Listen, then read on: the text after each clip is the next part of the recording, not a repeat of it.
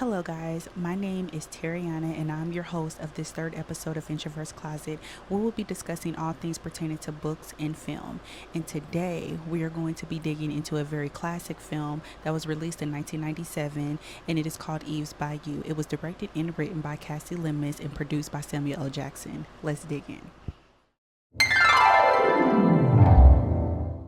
Pertaining to this film, Eve's Bayou, we are seeing that it is two people that are having sex in the eyes of a child. And the older voice of Eve is saying that memory is a selection of images, some elusive and others printed indelibly on the brain.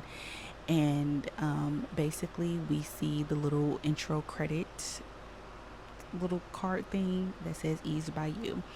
And Eve basically talks about the summer that she killed her father and that she was 10 years old. Her little brother Poe was 9, and her older sister Cicely had just turned 14. And she goes on to explain how her and her family are the descendants of an African slave woman by the name of Eve and a slave owner whose name is John Baptiste. And basically, Eve was like I said, was an African slave woman who cured John Baptiste with her very, very powerful medicine. And so the fact that she saved his life, he ended up giving her a piece of land by the bayou, and in return she ended up having 16 children for him. Girl, do you, boo?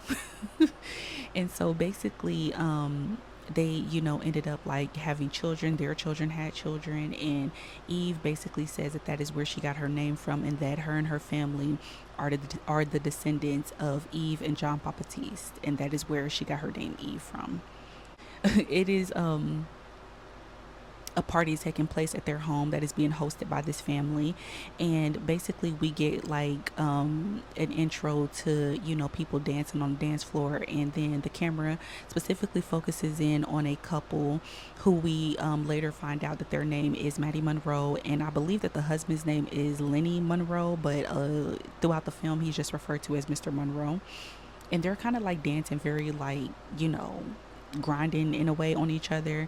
And it's two women that are sitting on the couch who is basically gossiping and referring to the fact that Maddie Monroe, it kind of gets around a little bit, and that her husband better enjoy all the time that he can get with his wife, because Maddie Monroe has a reputation of kind of being like a little loose goose.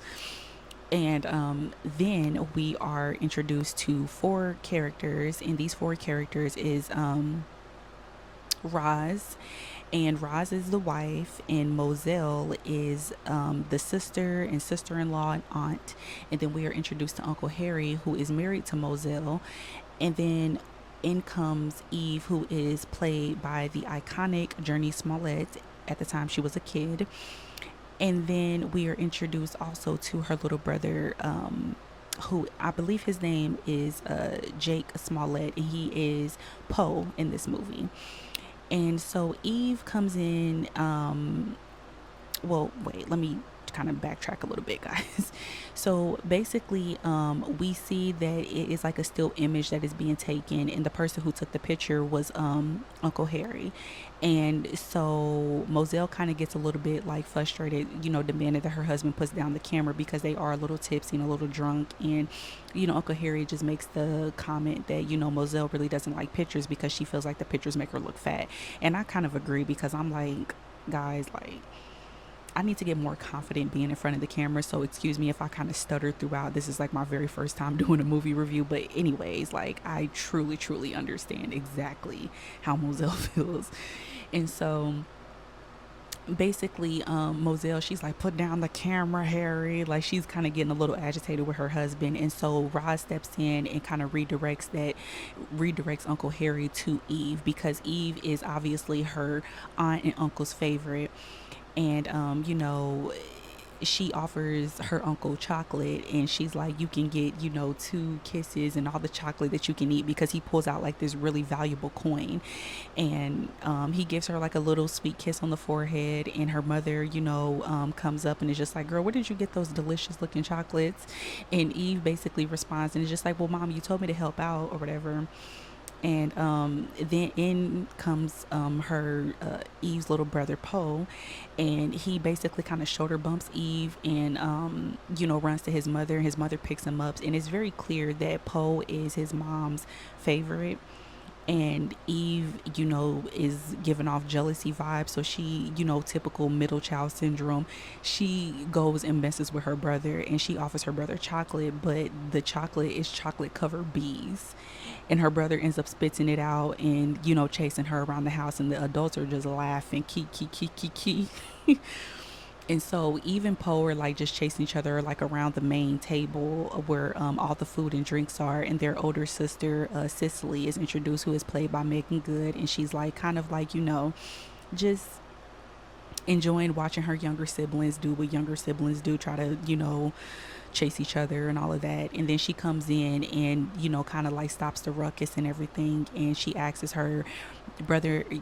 Eve and Poe, which are her younger siblings, to help pass out the champagne and everything, and they do like this cute cheers.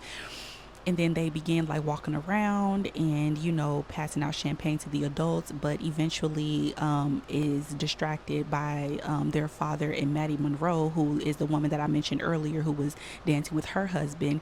These two are now dancing with each other, and Lewis is played by the iconic Samuel L. Jackson, and he is the husband in this film, and the one that is going to be connecting all the dots. And so basically they are dancing on the dance floor, and it seems a little innocent at first, but then it kind of does take a turn, because personally I've watched this movie so many times, and I just think that the dancing scene between these two was extremely inappropriate. Like, I don't think that this was okay at all. But Maddie Monroe like is you know turning around, twerking her butt and rubbing her butt up against his groin and everything like that, and he's like following her, and she's leading, and da da da da. And the camera pans to Roz, who is married to Lewis, and then the camera pans to Mr. Monroe, who is married to Maddie Monroe. And Roz is just kind of like giving like the like she's cool with it, but you can just see that it's just like she ain't really cool with it. And then Mr. Monroe, you can just see that he is clearly like, because I'm like, girl, you were not doing this earlier with your own husband, like you you know. And so their little dance sequence basically like comes to an end, and Maddie Monroe is just like, Lewis, I'm not able to keep up with you, basically, and stuff like that. And he's just like, oh well, all you got to do is just practice. And Maddie Monroe kind of gives like a seductive type of look to him, like, like okay, like. And then it's a different song that comes on, and Eve and Cicely are standing there with like the little tray of champagne. Well, actually Cicely is holding it, and so Lewis spots Cicely, and it's very clear that Cicely is her dad's favorite, like she's a daddy's girl. And he comes up and he's like, come on baby doll, let's show him how to dance. And he takes the tray of wine and puts it into Eve's hand and pulls Cicely onto the dance floor, and you can see that same sense of jealousy crawls upon Eve's face, and she is just not she's like not here for it. And I kind of understand, because me and my mom were discussing this, and she was like, I personally felt like he should have brought both of them onto the dance floor, but that just didn't happen. And so they're doing like their cute little daddy and daughter dance, and it's a very sweet dance, and you can tell that Lewis is like very proud of Cicely, and is just proud of the young woman that she has become, because she just had turned 14. And so it's just a very, very sweet moment between a father and a daughter. And Eve is still like, she's just not here for it. Like, the jealousy is there, like she's just like. And she walks over like to her mom, and her uncle Harry takes notice and is like, hey, Eve, do you want to dance? And she respectfully declines and decides to leave the tray of wine in her uncle's hand, and she runs off. And she runs into their carriage house that is like on the family's property or whatever. And I'm assuming that she did this because, of course, like, she's hurt and embarrassed that her father just like completely disregarded her or whatever. And it's understandable, because I just felt like he could have danced with both of them. Like, you didn't have to do your other child like that. You know what I'm saying? I understand she's the middle child, but you ain't got to do your child like that. Anyways, Eve goes into this carriage house, and she discovers a flashlight and is able to find a nice place to kind of sit, and I'm assuming to clear her thoughts, but eventually she ends up falling asleep. And then the camera just basically shows that time has gone by, and then suddenly you hear like bottles rattling and a man and a woman's voice, and then it's like sounds of kissing, heavy breathing, all of that. And Eve is obviously awakened by the sound that is happening, and so she like leans up, and she is trying to see what is going on. And when her eyes come, after she done wiped the crust out of her eyes, she looks and sees that her father is having sex with Maddie Monroe. Maddie Monroe, who was the same married woman who was dancing with her husband, then she was dancing with Lewis, and now we're here. And they are having sex. And Eve is just completely distraught because, again, this is something that no child should be witnessing their parents doing under any circumstances. It's just unacceptable, if you ask me. It's unacceptable. But anyway, Eve gasps, and it startles Maddie Monroe and Lewis, and to the point where they like quickly fix themselves up. And Lewis turns like pulls like a little thing to turn on the light or whatever, and discovers that it's Eve. Because I know their hearts drop down to their stomach, but they were just anyways. And Eve is just completely distraught. She's completely distraught, and her father, is shocked himself or whatever, because of course this is not something that a father or any parent would want their kids to see. But this is what happens when you engage in things that you don't have no business engaging in. And it's crazy to me because I'm like, their spouses are literally in the house, like a few feet away. Like, these two were extremely bold, but whatever. So anyway, Lewis walks over to Eve and consoles her, picks her up, gets her to like calm her breathing down. And once she has calmed down, he basically introduces, like, try to act like Eve didn't have no idea what was going on. And he's like, you've met Maddie Monroe. Like, of course she's met her. She's a friend of the family. So we thought. Side chick of the family, if you ask me. But anyways, the gaslighting that these adults take these children through in this movie, it's on another level, guys. Like, another level. So basically, Eve apologizes, and she's like, I'm sorry I scared you, Mrs. Monroe, or whatever. And so it's very awkward because a child just witnessed her father committing adultery. And so it's very awkward. It's a moment of silence. But anyways, Lewis basically asks Maddie to go in the house and make him a drink, which I think that was just code for, let me try to, make sure that my daughter ain't gonna snitch on us, but let me, give me some time to talk to her. And she's like, well, of course not. She leaves. And then Lewis asks Eve, does she want to go outside? Eve shakes her head yes. They walk outside, and they sit out in front of the house and begin having a conversation.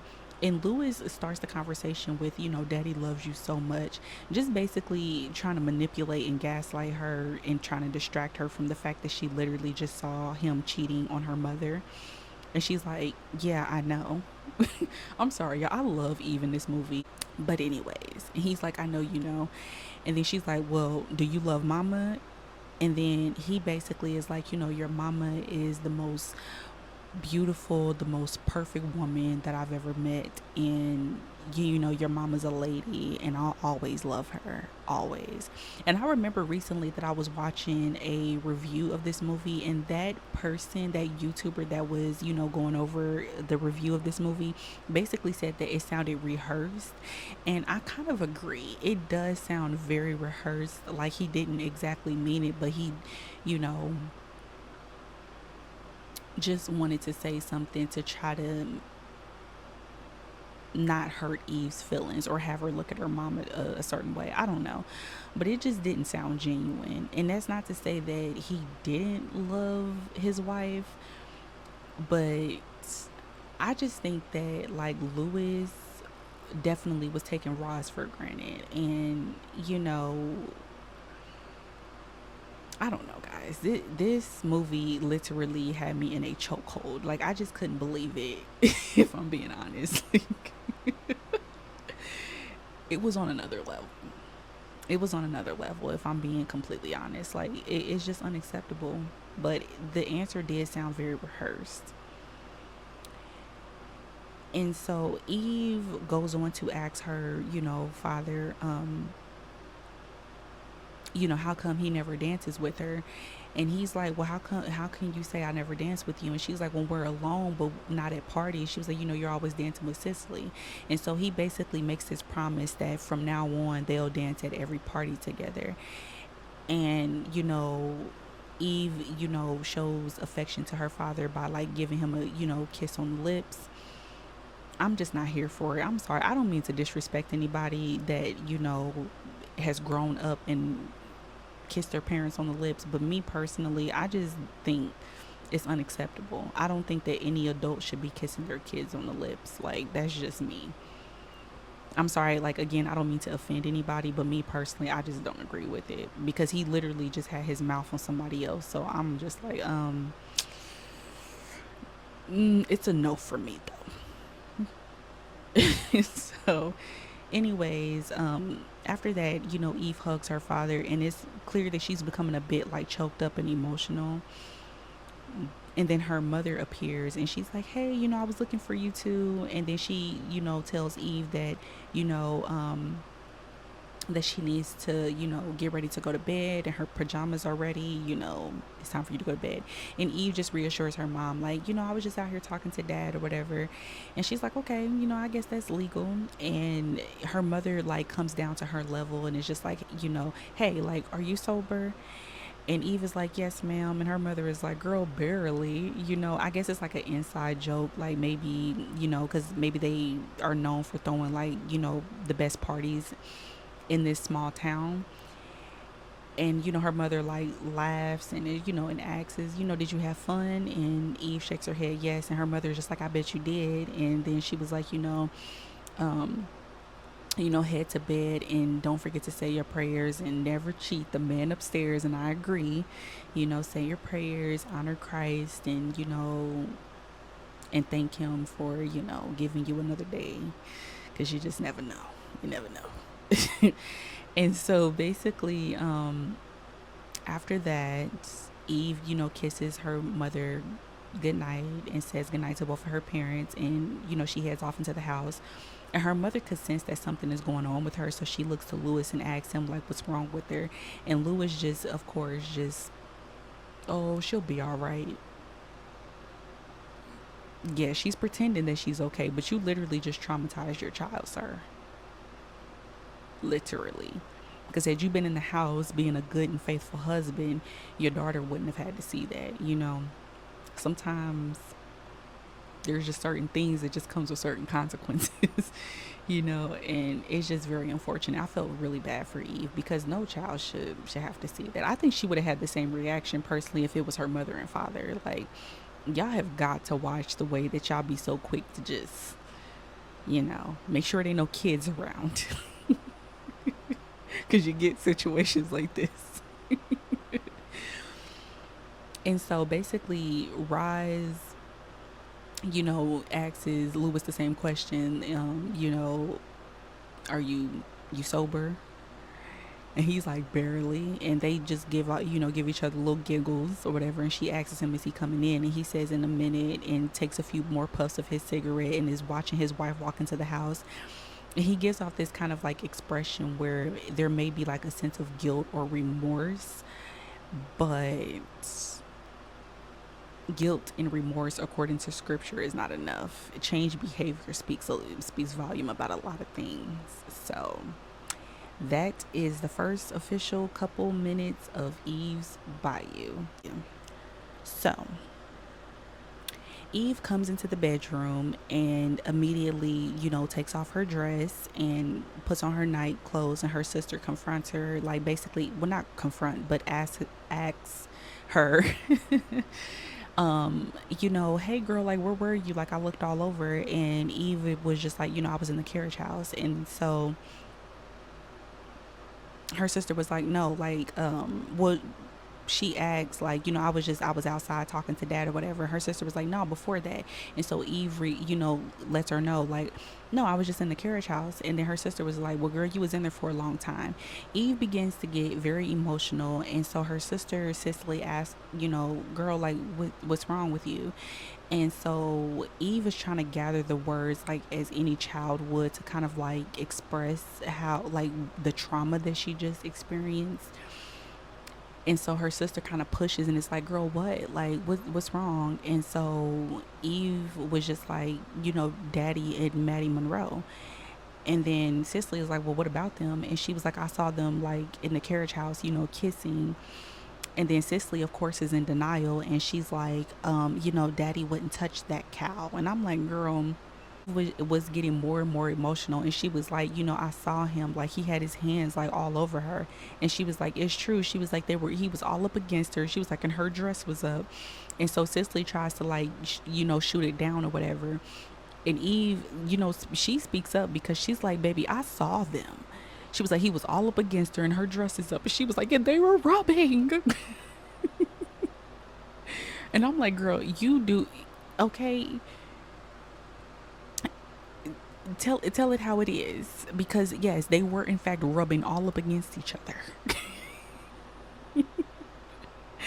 And so Cicely is just like, shh, like she's like, look, I'm gonna tell you what happened.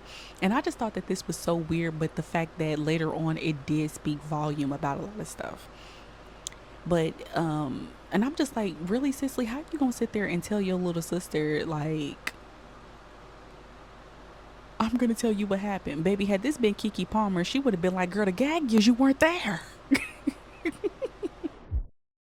Why, girl? Because the gag is you wasn't there. Well, but anyway, Cicely ends up like telling her sister that no, Maddie Monroe and Dad came into the carriage house. They came to get more wine, and the bottles rattled, and that's what woke you up. And then Eve looks at her sister and is like, are you sure that's what happened? And then Cicely is like, I'm positive. She was like, what would Daddy want with Maddie Monroe? And Mom is the most beautiful woman in the world. Being beautiful does not prevent you from getting cheated on, okay? If somebody's a cheater, that's just what it is. They're a cheater, pumpkin eater. And they cannot be trusted. And so they end up like, going to bed. And then they are awakened, sadly, by the sounds of their Uncle Harry, their Aunt Moselle, their mother Roz, and their father Louis, who are obviously arguing about whether or not Moselle and Uncle Harry should stay. And so it shows that Eve and Cicely are, awakened by the noise of, them arguing and everything. And so Uncle Harry and Louis begin to tussle and get into a fight, because Harry is obviously drunk, and Louis is like, I don't think it's a good idea that you drive. He was like, you either gonna let Moselle drive, or y'all gonna have to stay here. So they get into like a little scuffle or whatever, and all the screaming brings Eve and Cicely outside. And so Cicely confronts both her uncle and her father, and she's like, Daddy, Uncle Harry, like, stop it, it's late.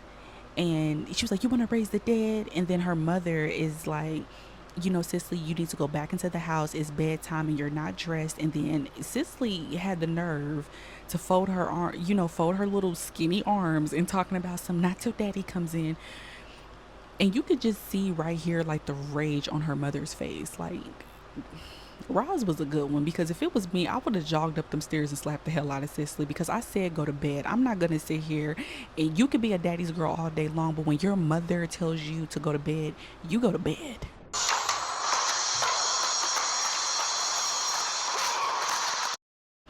they, Lewis and, Harry begins to try to like fight again or whatever, but Moselle steps in and she's like, give me the key. She was like, give me the keys, Harry. And then she was like, get in the car before I kill you, and pushes him like towards the car. He's like, you ain't got to talk to me like that, baby. And so Lewis ends up like saying goodbye to both Moselle and Harry, and then Cicely and Eve both say goodnight to their aunt and uncle or whatever. And of course, Uncle Harry, being as drunk as he was, he was like, night Red, night Cicely. Then he said, F you, Doc. Just so childish. And so Moselle ends up like driving off, and the scene ends with like Eve waving to her uncle or whatever, and he's like waving back, clearly drunk and just out of his mind, right? And so then the next scene follows that it shows that Eve is in the bed, in fact asleep, and she begins to have like this kind of like dream of her Uncle Harry, and it was like the coin that he had gave her was like spinning, and the sounds of like a car accident, takes place, and it shows like the same vehicle getting kind of like into a car accident.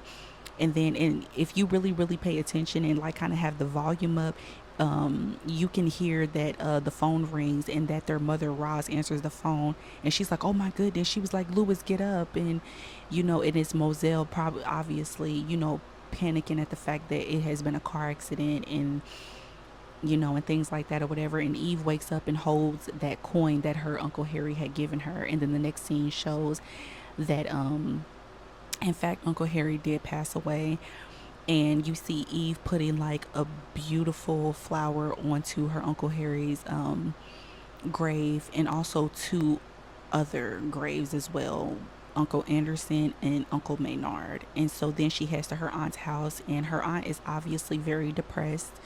But Eve goes there because her aunt is a psychic counselor, and she has clients coming. And despite the fact that she is sad and depressed, baby, you still got to get up, and you still got to, get to the bag.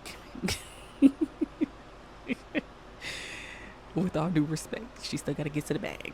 Anyways, so Eve helps her aunt, comb out her hair and stuff like that. And Eve sees all three of her, not Eve, sorry, Moselle sees all three of her husbands standing like in the mirror that is beside the current mirror that she's looking in.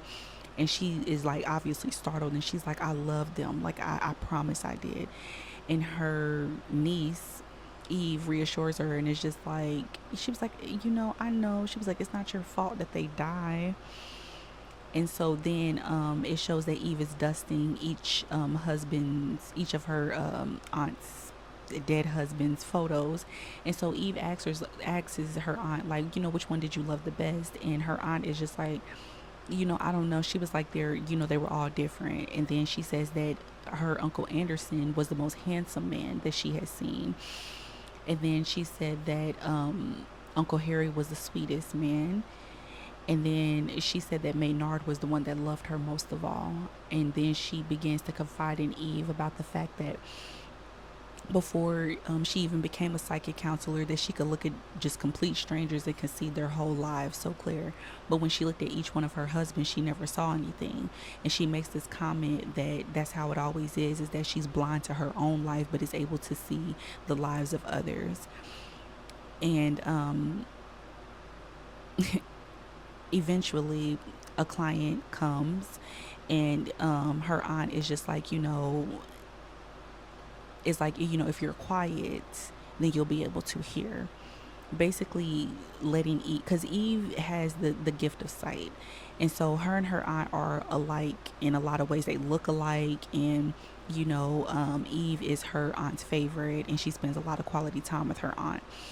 And so her aunt gets up and lets her first client in, who basically tries to reassure Moselle and lets her know, like, I'm truly sorry about what happened to your husband. And so Moselle doesn't want to hear it. She's like, the Lord give, and then he taketh away. And then she's like, oh well, what's going on with you and your problems, girl? And so her client confides in her and says that it's about her son. And she was like, her and her husband have been very worried. They don't know where their son is at. And she was like, her and her husband have been, down on their knees praying for 2 months, and she just needs to know where her son is at.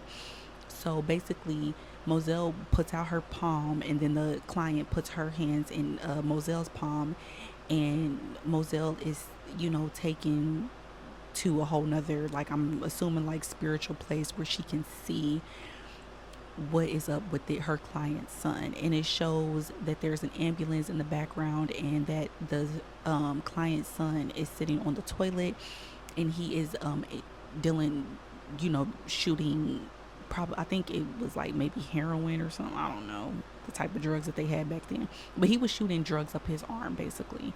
And so um Moselle comes back, and she basically is like, your son is alive, and you'll find him at St. Michael's Hospital in Detroit next Tuesday. And so the client is like pushing for more, and she's like, well, is he sick? Like, you got to tell me. And so Moselle, tells her, like, your son is on drugs, and you need to go home and pray for strength, because you're going to need strength to get through this. And I can definitely understand wholeheartedly where, Moselle was coming from, because it's not easy for family members, parents, husbands, or wives to deal with someone that has a drug problem. And so the lady, pays Moselle, and she leaves out. And then eventually Eve falls asleep, but she's awakened by the sounds of her aunt with another client. And this client is a much older lady who is, crying at the fact that her niece stole all of her money, which was informed to her by Moselle. And the lady starts crying because she's like, how will I live? And, like, basically in a sense that she needed that money, because maybe that money went towards her being able to treat herself with whatever was going on with her and stuff. And so Moselle, I didn't really understand this scene, I'm gonna be honest, guys, but basically Moselle gives her, like, it kind of gave, like, some, I don't know, like, she gave her something. Like, I'm gonna insert it because I gotta go back and watch it, because I don't, I'm like, I'm not too, like, I'm not really understanding. But I just remember her saying, like, take whatever it is that she gave her, and, wrap it in a piece of, like, something devil's cloth or something, and then sprinkle, like, holy oil around it. And I'm just like, girl, holy oil, and then you mention the devil? Girl, what? maybe I don't understand. I don't know. But she informs the lady that you need to keep this bag, like, next to your skin at all times, basically. And, she assures her, like, you need to keep that bag next to your skin. And so Eve, runs, like, because they are walking towards the door, and the room that Eve is in, the door is open. So Eve runs and tries to make it seem like she's reading a book, but she's not. She's just being nosy. Anyways, the lady just, basically let to be known to Moselle, like, I'm sorry for the loss of your husband. He was such a fine man. And she kisses Moselle on her hand and leaves out. And, Moselle is looking at her niece like, girl, don't be too cute. You know what I'm saying? Acting like you reading and all of that or whatever. And so then the next scene comes, and it is Moselle and Eve again, and they are walking, which I'm assuming to Eve's home. So they're walking, and basically Eve, her aunt has a cigarette, and she takes the cigarette from her aunt's hand, and she's like, you told daddy you didn't practice no voodoo. And Moselle basically confides in Eve, and she's like, oh girl, that lady was desperate. And so Eve was like, well, does it work? And she was like, well, we'll see. And then Eve was like, well, what if it doesn't? And then Moselle is like, well, I don't think she'll sue me, and I'm just like, see, y'all, this is why y'all can't be going to everybody, for spiritual healing and all of that. Like, she don't even know if it works. Like, that is insane. Anyways, And so they continue on their little, journey. And then once they get home, Roz, who is Lewis's wife, is sitting on, her little, I don't know, chair that's like kind of in between like the living room and the steps, whatever. But she's just sitting there and crying, and Moselle is just like, well, what's going on or whatever. And so then it shows that Eve and her little brother Poe are sitting there listening to their mother, their aunt, and their grandmother talk about the fact that it is a woman allegedly who is having an affair or some kind of sexual relationship with Lewis. Maybe calling like, yeah, Robin, sleeping with your husband for God knows how many months or years or whatever. And you can hear Roz that's like, well, I got 3 of his kids and stuff. And then Cicely with her, she agitated me in this movie so badly. But she comes in being the little diva that she is, and she's like, you guys cannot be just like butting in on their, not butting in, but like listening to their conversation. And Eve is just like, well, it's important. And then her sister is like, it's private. She was like, if they wanted you to hear, they left the door open. And then you could see like right here, like Poe's facial expressions in this movie had me laughing. It was just given like, okay. And then she was just like, well, I'm telling. And that makes them run off, just for her to sit there and start listening to the conversation as well. And then Lewis comes home, and basically Cicely tries to warn him like, Dad, you got to go back out. you know Mom, grandma, and you know Aunt Moselle, they not really feeling you right now, like you gotta go or whatever. And she's like, they're really mad. And he's like, well, who's mad? And so he goes and he opens the door, and he's like, who, them? He said, and he's like, they're always mad. And the way that they was just looking at him in this scene, like, it was giving, so he's just like, they're always mad. And I'm like, of course they're gonna be mad, especially the wife, because how is it that you are a married man and you just think that it's okay for you to be cheating on your wife? Like, and then got the audacity to laugh about it. Like Rosalind, oh my goodness, she was a good one. She was a good one. Cause baby, ugh. But anyways, we go to the next scene, and it shows that Eve is spending the day with her father, who is a doctor. He's a small town doctor, and he goes around, checking on his patients, making sure that they're taking their medicine, and checking their heart rate, checking their temperatures, things like that or whatever. And so the first lady that they visit is actually the same lady who was also a client of Bozell. And her heart rate, everything looks good. And so Lewis is just like, you've been taking your pills, great, you know what I'm saying, continue to keep taking your medication and everything will be just fine. But it's very clear that obviously whatever mojo bag or whatever it is that Moselle had given her, it worked, because she's like, everything will be just fine now. And she pulled out that little bag with so much confidence, like she's like, I'm gonna be just fine, baby. And so then we move to the next scene that shows that Lewis is like checking the heart, making sure that his next patient heartbeat is,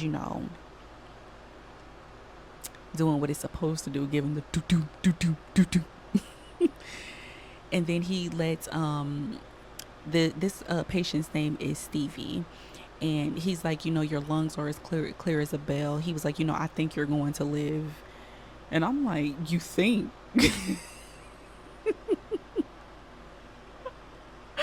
Like, you don't seem so sure. Are you supposed to be a doctor? It is crazy. And then Lewis had a thing where he would touch a woman's face and she's going all like this or whatever. And you could just see that he's eating it up. Like, he's just smiling and he's like, And then this lady got the nerve to be like, doctor, could you give me something for the pain? And I'm like, and of course, Lewis, me and the, easily convinced the man that he is, tells his daughter to go outside and play. And the way that Eve was just standing there as he shut the door was so funny. And so basically, we can all assume that he had sexual relations with this patient. And so then we see Eve and her father Lewis, kind of like, walking after visiting that patient. And Eve begins to ask, like, what was wrong with that lady? And then he's like, Mrs. Hobbs. He was like, well, she it's a sickness that sometimes that is hard to put a finger on. And so Eve is like, is she having a baby? And he's like, no. Why do you ask that?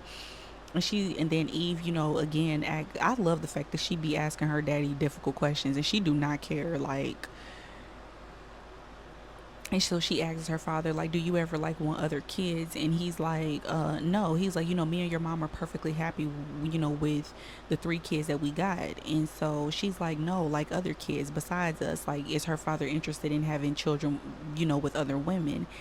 And so he basically, starts checking, making sure, basically trying to be funny. And he's like, open your mouth, say ah. And she's like, ah. And he's like, no, well, I don't see anything in her that would make you say something so stupid.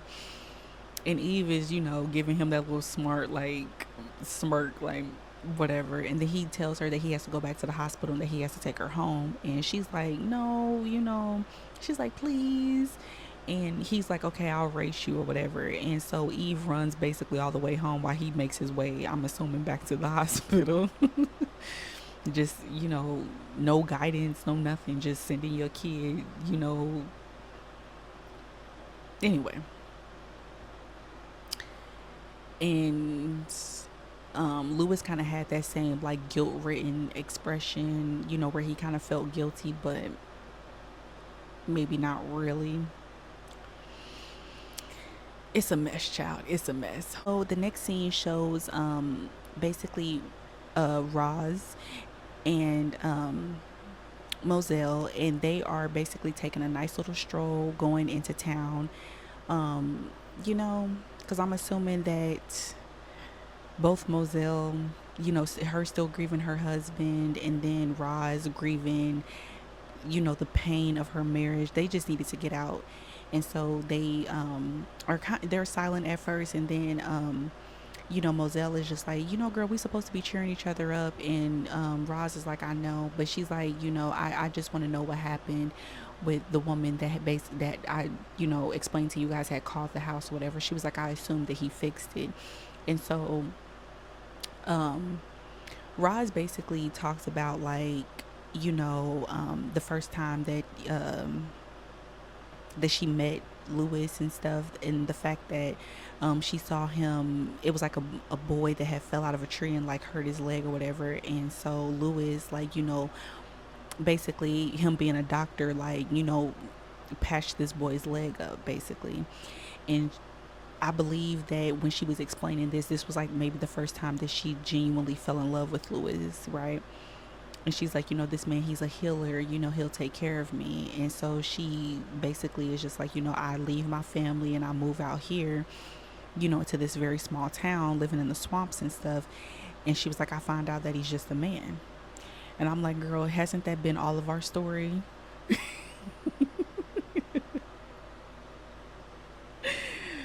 But I'm not even, like, laughing at her, but it's just like the situation that, so many of us can relate to. I'm like, yeah, girl, that's usually how it goes.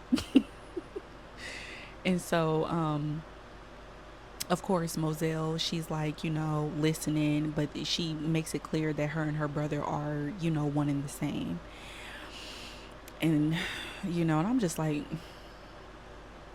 Moselle, not now is not the time to sit there and, and be saying this stuff. You know what I'm saying? Nobody cares. It's not like you sitting up there saying it like it's kind of like a badge of honor or something. And that is, anyways, so Raj just basically is like pouring out her heart. And so Moselle tries to distract Raj by saying that they should go and, like, I'm I forgot, like, I think it was like eating like some raspberries or something, and until their hands turn red. And she's like, all we could think about is just getting the juice off, and just basically trying to make Roz like feel better. Which I get it, you know what I'm saying? Because girl, don't nobody want to be hanging around somebody that's just moping around all day. Like, girl, for once, lift your spirits up. So they make their way basically like I don't know, like kind of sort of into town or whatever. And it's basically like a place where people like sell stuff, fruits, and possibly clothes. It's boats out there and stuff like that or whatever. And they end up coming across this stand where basically this woman is like, come and get your fortune told. And so Moselle is like, I mean, not Moselle, excuse me. Roz is like, Moselle, let's get our fortunes told. And Moselle is like, not by her.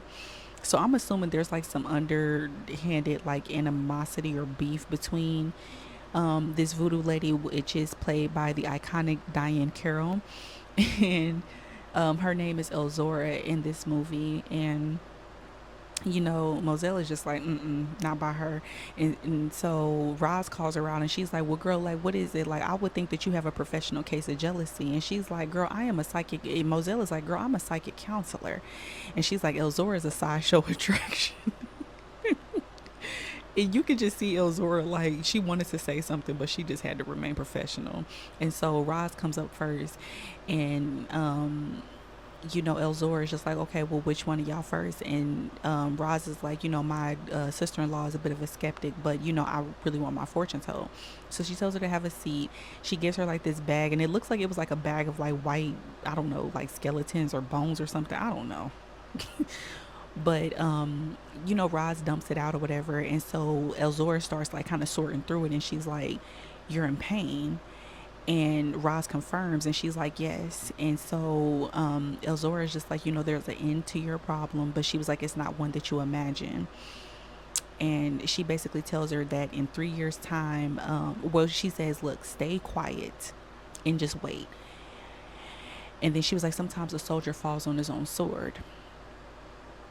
And then she, tells her like, in 3 years time, you'll be happy again. And Roz is like, 3 years. And so then Elzora is like kind of like still searching, maybe feeling what else that she could possibly share with Roz. And she's like, look to your children. And then she taps her little jar and she's like, Dala. And then Roz like has tears in her eyes, and she's like, 3 years. And she was like, I'm supposed to just wait 3 years and everything is gonna be okay. And then the lady is just like, look to your children. And so Roz is frustrated because she wanted more. But I personally felt like that Elzora, the voodoo lady as I like to call her, it told her more than enough. More than enough.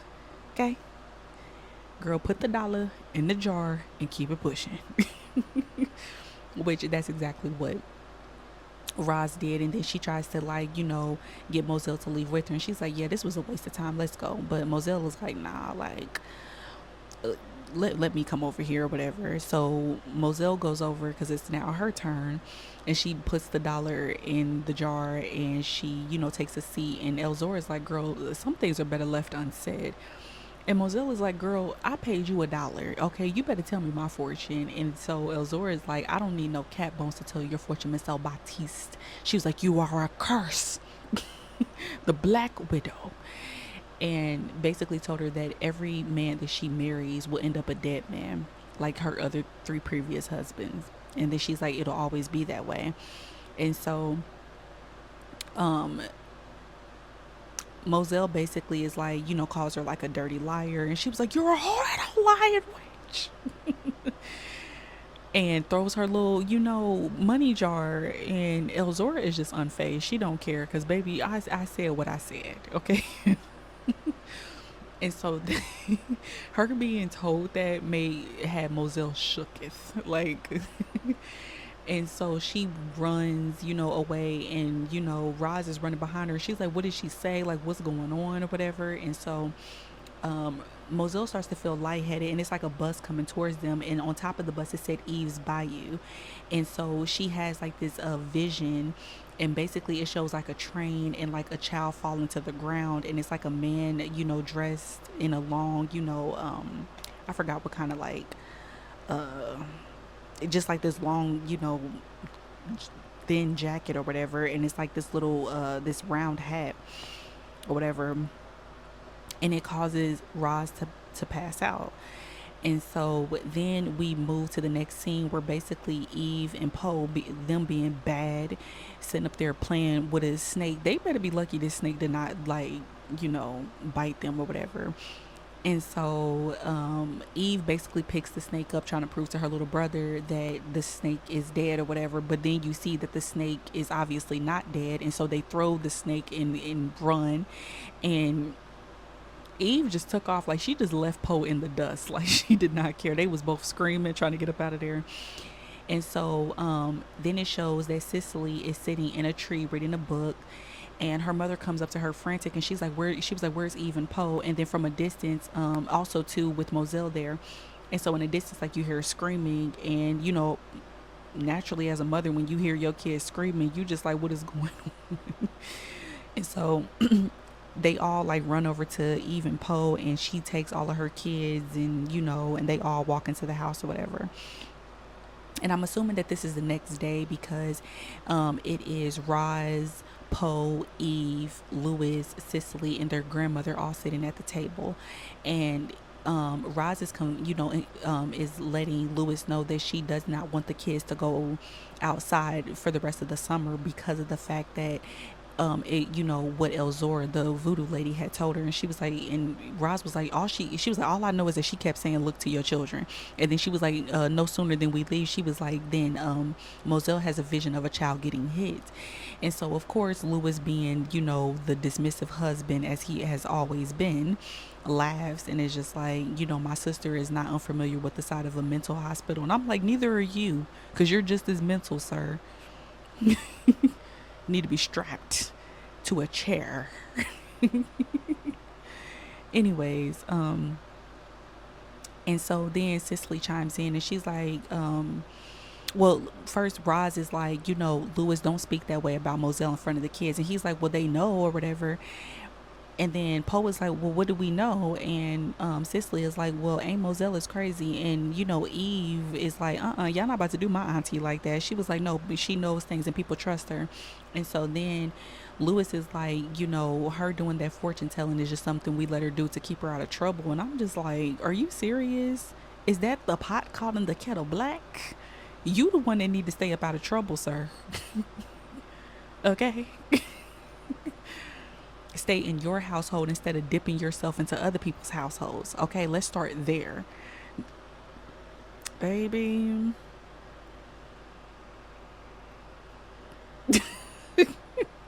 I would have been read him for the filth. But anyway, Roz is like, I don't care about none of that. She was like, I've made up my mind, and they're staying in the house. Then Cicely, of course, with her little arrogant 14-year-old attitude, gets up and grabs her father's paper and brings it to him. And she was like, well, what if we promise not to play in traffic, rolling her eyes. And so her mother is just like, don't use that tone with me. And she was like, and don't be rolling your eyes, towards your father behind my back. And Cicely made an interesting statement. She was like, you're looking right at us, mama. Nothing ever happens behind your back. And then her grandmother chimes in, and she's like, don't disrespect your mother. And then she was like, you're not too big to beat. I was like, okay, grandma, tell her. And then Louis chimes in, and he was like, don't threaten my daughter, mama, or whatever. And then Eve was like, well, why did you let her threaten me? And then not his grandmother, excuse me. So then his mother stands up or whatever, and she's like, when I was a child, kids didn't participate in the same conversation as adults. And then she was like, if you want to let your kids run wild and back talk, she was like, you won't hear another word out of me. And then she, is trying to speak to her son, like speak some sense into him, mother to son. And she's like, back in my day, she said, we were very thankful for signs and warnings of things. And of course, he's ignoring his wife, ignoring his, other two children, but standing up and, is sitting there allowing Cicely to disrespect her mother. And it's like, I just don't like this. I don't like the tone of this or whatever. And personally, I do not blame Cicely. I really don't, because Cicely is, her father has created a space for her to disrespect her mother. And it's like a husband, and last time I checked, a husband and a wife is supposed to stick together. You don't ever let nobody disrespect your spouse. Because personally know some men who do not play when it comes to their wife. Like, you disrespect my wife. I'll be like, oh, you know what I'm saying? So it's like there are men that I know that do not play when it comes to their wife, like, at all. And it's like he's just sitting there defending Cicely, but you're not defending your wife. You're not even trying to like understand or acknowledge her feelings. That is insane to me. Like, he was just, ugh, guys. Lewis was, he was just the worstest type. I'm counterfeit. I cannot with this man. And so then, he's still ignoring his mother.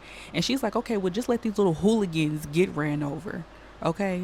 She was like, it'll be much quieter around here. And I was like, Grandma, I know that's right. You know what I'm saying? Because nothing is more irritating than a spouse who does not, ride with their spouse to discipline their children. You know what I'm saying? Because a woman can only do so much. But it's like, if daddy's not setting the ground rules, then the kids are going to run wild. You know what I'm saying? Sometimes they need a man, you know what I'm saying, that deep voice, that intimidating, tower where it's like, lay down, don't talk to your mother like that, you know what I'm saying. It'll just set the kids straight just by their father, just,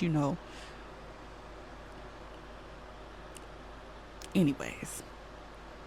So Lewis just completely dismisses everything that his wife says, and he's just like, well, I want to thank y'all for the family chat, but I have patience to see. And his wife is like, Lewis, it's Sunday. And he was like, when you find a way to put a sickness on a 5-day 8-hour schedule, you let me know.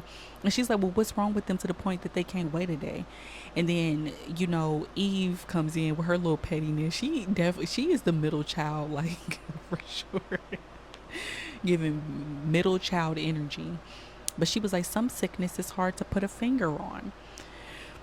And her father catches on to that. And so he just ignores Eve and gets up and, throws on his little gray blazer, being the little cheating, bald headed wench that he is. Not bald headed, but curly headed, brown head wench that he is. And so his wife confronts him and is like, well, which one of your patients are you going to see? And he was like, woman, stay in your place and just let me do my work or whatever. And so Cicely gets up going after her father.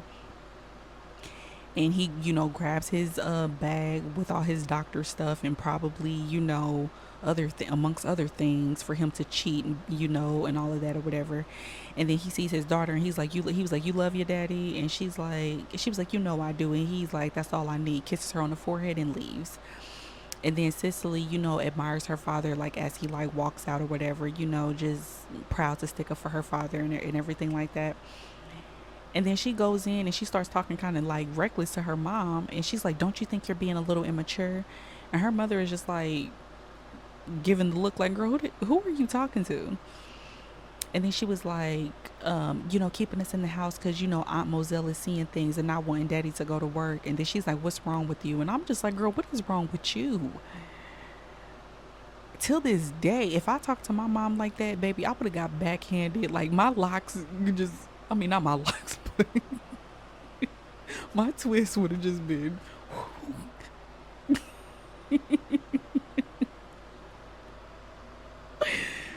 But of course, Rosalind spared her again. And she's like, look, little girl, if you lucky to have a husband and children of your own one day, then great. But she was like, right now, as a 14-year-old child, honey, you are living in my house, so you're going to abide by my rules. And so seeing how serious this, didn't, I'm assuming not wanting to escalate the situation. She just says, yes, ma'am, or whatever. Her mother is just like, no one leaves this house until I say so. And, she, gets all the plates and stuff, just doing what a wife does and everything. And then it shows like just Poe. The next scene shows Poe hitting a ball up against the wall, and then you have Eve and Cicely that are like reciting, I'm assuming something by Shakespeare, like they were putting on a, like acting out a play or something or whatever. And their little brother Pro was still bouncing the ball up against the wall. And eventually he's just like, I'm about to just lay, you know, I'm about to just lay down because this is so boring. And then it shows Eve like laying down in her bed and, obviously showing that she done colored, she, done just everything that she could possibly do, and she's just so bored. And so then she gets up and goes to the bathroom confronting her sister like, girl, what are you doing in there? And then Cicely is like, go away. And you can hear like it sounds like maybe she's in the bathtub or something like that. And so Eve finds like a little like fake snake thing or whatever, and she plants it because Poe was asleep in his room. And so she takes Poe's glasses and plants the snake there. And then in the next scene, we see that it is Rosalind cooking alongside Lewis's mother. And she's just like cutting, like chopping up these potatoes. Like the way she chopping them up, I'm just like, girl, are you trying to chop your finger off? And of course, like she ends up cutting herself. And then she says, got. And then Eve is like, I heard you, basically confronting her mom about saying a cuss word or whatever. And her grandmother is like, Eve, like, and then her mother's like, girl, you shouldn't be sneaking up on people when they swearing to themselves. And so Eve is just like, well, does it hurt? And her mother is like, well, does what hurt? And she's like, your finger. And her mom is like, well, no, not too much. And then she starts reciting like something by Romeo and Juliet. And then she was like, and then her mother is just like, what? Like, what are you talking about? And Eve, being the, middle child that she is and testing her mother's inner gangster, she's like, we read most of the tragedies and we starting on the freaking da da da da comedies or something. And her grandmother is like, you are asking to get hit. And I'm like, she really was. Because why are you testing it? Why are you testing these adults? You know what I'm saying? Just trying to, doing the most, trying to get attention again. And so then next thing we know, we hear Poe screaming. And the way that Poe was screaming, I would have whooped him because don't be screaming like that. Like acting, like the way he was screaming, you would have thought Freddy Krueger, made his way into his bedroom or something. Like that scream was given like, I am petrified. Like it was an intruder in the house or something. And so his grandmother runs, and comforts him, right? As Lewis's mother, which is the kid's grandmother, run up to see what is wrong with Poe. Roz also is standing at the bottom of the stairs, and Eve is, just being the little brat that she is. And so eventually we hear, Poe say, I hate her, I hate her. I wish she was dead. And I'm just like, I would not, as a mother, as a parent, I would not be tolerating any type of talk like that in my house because words do have power. So I'm like, do not speak that way, toward your sibling. Like, don't do that. But anyways, Roz just basically, confronts Eve and is just like, what did you do to your brother? And Eve is like, look, I'm going to push him out of a window if I don't get out of this damn house, okay? So basically after that, her mother is just like, Eve. And then she's like, Cicely's been in the, blah, blah, blah, bathroom for an hour.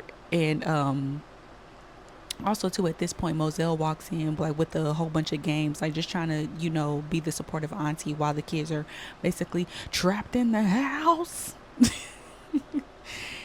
And Eve is just like, her aunt was just like, well, yeah, like I have like Chinese checkers. And, she's coming in with her happy spirit. And Eve was just like, I despise Chinese checkers or whatever. And that's when it goes into like her threatening to push her brother out of a window and stuff. I'm just like, Poe and Eve were kind of ruthless to each other. Like, he wishing that she was dead. And she's like, I'm going to push him out of a window. Like, y'all are evil. And so, of course, as usual, Eve is just continuing to push her mother's buttons and stuff. And her aunt like pops her like on her behind or whatever when she cusses. And she was like, yeah, Cicely's been in the goddamn bathtub for an hour. And then she was like, that? She stayed in there 3 hours yesterday. Like, and then her mother is just like, well, there's more than one bathroom. And she was like, well, it ain't all. She was like, it ain't that much dirt in all Louisiana. Then she said, get out of the damn tub. And then her mother is just like, you need to watch your mouth or whatever. And then she faces her aunt and she's like, well, mama is stabbing herself in the kitchen. Then she was like, show her your hands, mama. And then her mother is just like, you need to hush. Like, she just is still being so patient with these kids. And I'm just like, girl, at this point, everybody getting cussed out. Everybody. I do not care. Because Rosalind was putting up with a lot. And I just think that at this moment, she just did not have the energy anymore. And then Eve is asking her mother, she's like, and where is daddy? Like, he's never home, like he needs to be home sometime. And then her mother, of course, Rosalind being in denial all the time as she is, she's like, your father is working hard, so that we can have this house with 4 bathrooms or whatever. And Eve was like, look, every night, mom, he's not working, okay, and I know that he's not. And that just completely just like makes everybody and everything stand still, because it's just like, I feel like for a long time Rosalind has been in denial. Like, she's been known about her husband's infidelities and things, but I felt like she just kept thinking that if she just ignored it and kept making excuses for him, that eventually he would just be like a faithful man to her. But again, this is why you have to be very careful, guys, who you choose to marry, because this is just absolutely ridiculous. Like, I felt so bad for Rosalind, but at the same time, girl, sometimes you gotta put your foot down. You gotta put your foot down. And too often, too many families sit there and make excuses about stuff, and they're just like, psh, as long as we don't talk about it, we'll just continue to, everything is going to be fine. No, things do need to be addressed, because the fact that this man is cheating on his wife and he's out there trying to make it seem like, oh, I'm checking on my patients. Sir, you were not checking on your patients all day every day. Like, he act like he was a surgeon, okay? Like, and at the end, I'm gonna throw shade because he sitting up here acting like he really doing some doctor work. And I'm like, and you're not. Because personally, like, I'm gonna save my thoughts for the end. But anyways, so, Eve, brings her mom back down to reality, and her aunt sweeps her away, and they go into another room. And then Moselle confronts Eve, and she's like, well, look, is that your idea of being a good daughter? And Eve is like, look, it's true, okay, he never comes home, and it's making her nervous. And she's like, and mom cuts herself. And then Moselle is just like, and you just being helpful bringing it up, is that it? And Eve is like, she's nervous because he's messing with other women or whatever. And I'm just like, Moselle, why are you sitting up here like trying to make your niece feel bad because she's bringing this to her mother's attention? I'm sorry, I keep saying Moselle and Rod. Oh my goodness. Ugh. Anyway, Rosalind needs to know the truth. She needs to know. And I feel like she continues to keep living in denial. And living in denial is not going to help the situation. Your husband is cheating on you, and there needs to be something done about it. Like, seriously, this is just not cool, and too many people just think that this type of behavior is okay. Anyways, I just didn't like that. I just didn't like the fact that, Moselle just keeps making excuses and keeps trying to, the kids need to stay in their place or whatever. No, because the kids are being affected by their father's absence just as much as the mother is being affected by his absence as well. And it's just too bad that too many men just don't really seem to understand that. Like, but anyways, Moselle is just like, has Eve repeat it again or whatever, and Eve refuses. And then her aunt is just like, you got 5 seconds or whatever. And she was just like, it's true, like, I saw them. And her aunt is like, who did you see? And she's like, I saw, daddy and Maddie in the carriage house. And she was like, and they didn't see me. And she was about to spell out all of the business, like the same story that she told Cicely. She was about to tell her aunt, but her aunt was like, shh, let me think a minute. Girl, what do you need to think about? Your brother, wasn't you the one that said that you and your brother are one of a kind? Now you need a second to think. What do you need to think about? Like, oh, Moselle, I loved her, but then again, I just despised her in this movie all at the same time. Anyway, she was giving like classy, like auntie vibes, but then it was like, she was kind of giving narcissistic vibes as well. It's crazy. Anyway, but um then she looks over at she looks over at Eve and she's like, well, have you told anyone? And Eve is like, no, which basically Eve was lying because she did. She told her sister. And then her not her sister. Ugh. Then her aunt is like, well, good. She was like, because if you tell anyone at all, she's like, I'm going to kill you. And if you get careless with your mother's feelings again, I'll do you harm. And Eve just is like, okay, yes, ma'am, like I understand or whatever. But I just didn't get the fact of why Moselle got all of this heat for a child when the child is just calling stuff out for what it is. And this is the problem I feel like in a lot of families where they sweep stuff under the rug and then they try to guilt trip the person that speaks out about how abnormal, things are in the family, and toxicness, and secrets, and incest and molestation and all of that stuff. And it's just like all of these signs are being ignored, all of these habits are being ignored. It's just like, well, as long as we don't speak about it, it's gonna be good. That's coward behavior. And trust and believe, guys, for y'all that believe in Christ, cowards are not going to make it into the kingdom of heaven, just so you know.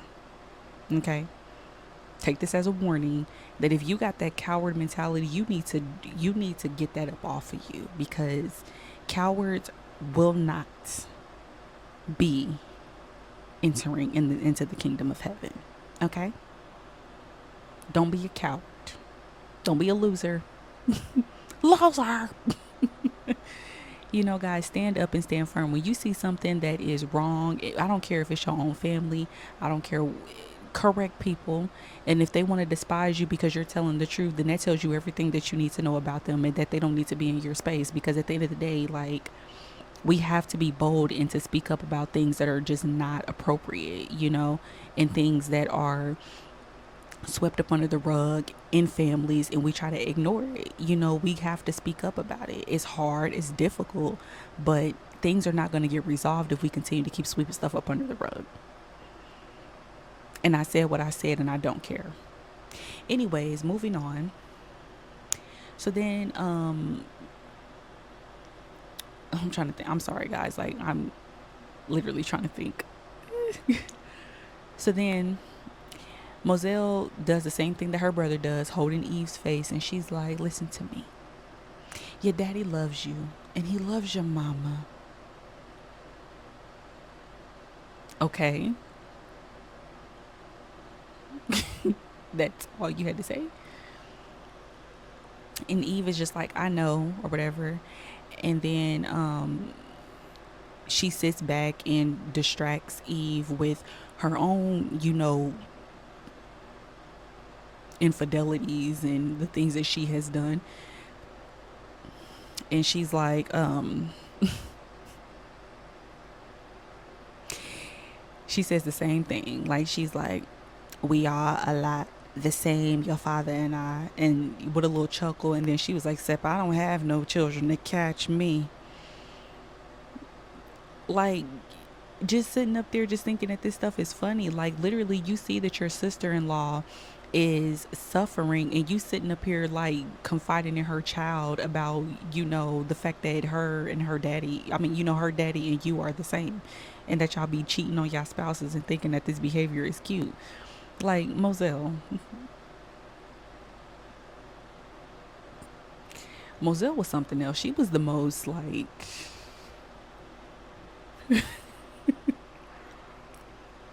lightweight, like annoying character to me personally.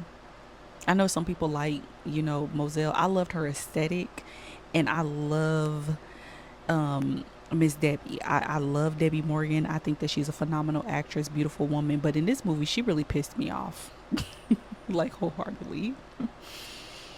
So she begins like to have Eve like lean on her chest or whatever, and she starts confiding in Eve about the fact that she's barren, and that's the reason why her husband Maynard got tired of her or whatever, and she was just like, there was a lot of things that she didn't realize until she met Hosea, and Hosea basically is Moselle's lover. And so, just to break this story down or whatever, the way that Moselle tells it is very poetic, and I loved it. And hopefully one day I will be able to recite and react out this entire scene or whatever, not like verbatim, but definitely like just have like a recording going and really get into my acting mode or whatever. So if you guys want to see like my act, like maybe I'll have like a separate part where it's like I'll do like an acting thing or whatever. You guys can like recommend like Tariana, like do this monologue or that monologue and whatever. But when I was in high school, I decided to do this monologue that Moselle was talking about how her lover Hosea killed her husband Maynard, and how that probably brought on the curse that the voodoo lady was talking about. And I had recited this monologue when I was in high school, and my acting teacher loved it.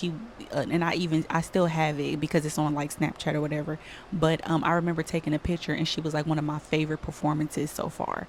And I really wanted to get into acting after that, but guys, who knows? Maybe one day, but who knows? So if you guys are interested in seeing me do like an act, like a separate part on for my YouTube channel, and just have me do like monologues, you guys definitely let me know, because it's been a minute and I am kind of shy, but I'm really trying to face my fears of getting on camera.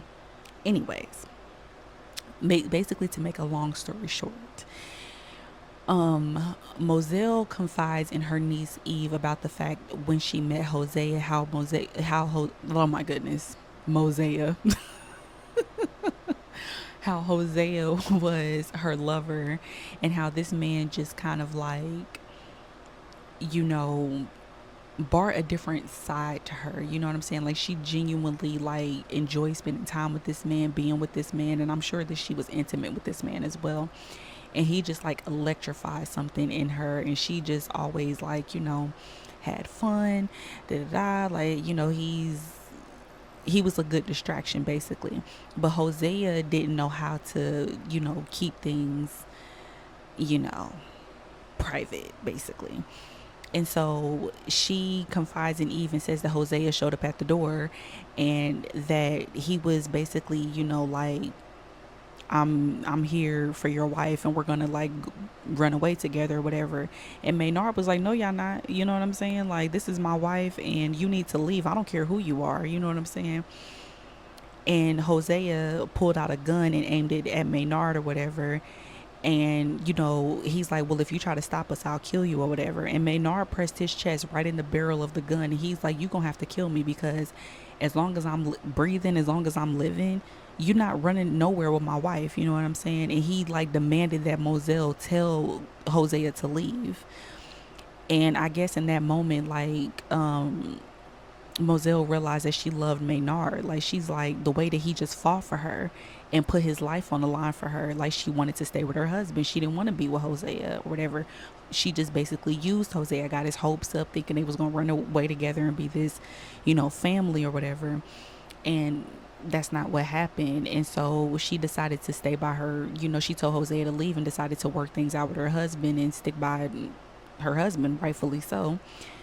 But Hosea killed Maynard, shot and killed him, and Hosea left Moselle to deal with the pain and the trauma by herself. You know what I'm saying? Like, when you and this is the part that I just do not agree with. You know what I'm saying? The monologue was beautifully written, but in real life, I don't agree with people putting their spouses in a position that is already filled.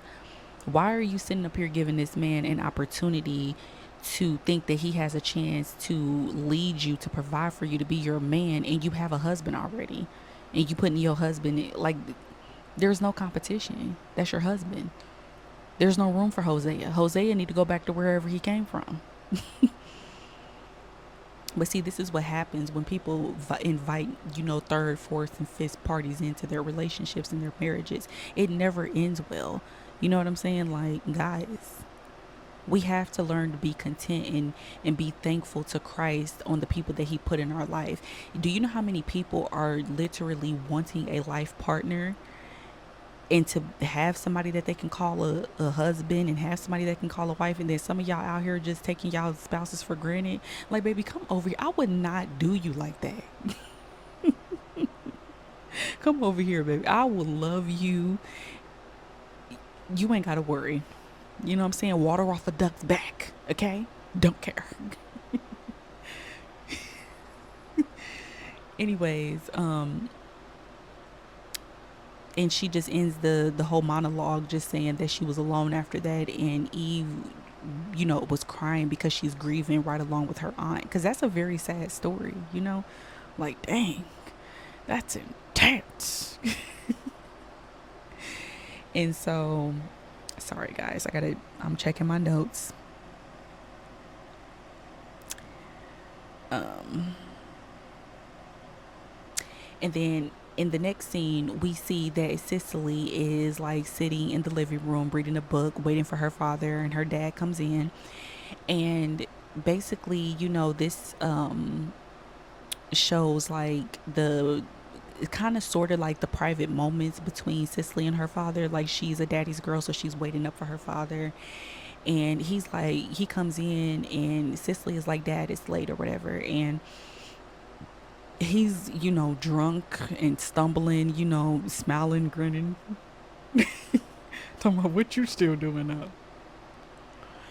And she's like, waiting for you. Like, what do you think I'm doing up? And, she asks her dad, like, what he wants to drink. And he's like, scotch and something else. And refers to her as, like, his personal, like, bartender or whatever.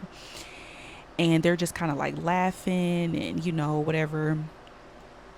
And then that's when Eve comes in and interrupts. Like, she's like Ayala Van Zandt. Like, I'm interrupting the pattern. I'm interrupting the pattern. I'm interrupting the And, she's just excited to see her dad or whatever. And he's like, hey, like, he is like a little bit shocked that Eve is still up too or whatever. And then eventually he sends both Cicely and Eve to bed. And Cicely, the way that she walks out of the camera frame, and she just looks annoyed and agitated because Eve came in and interrupted that pattern.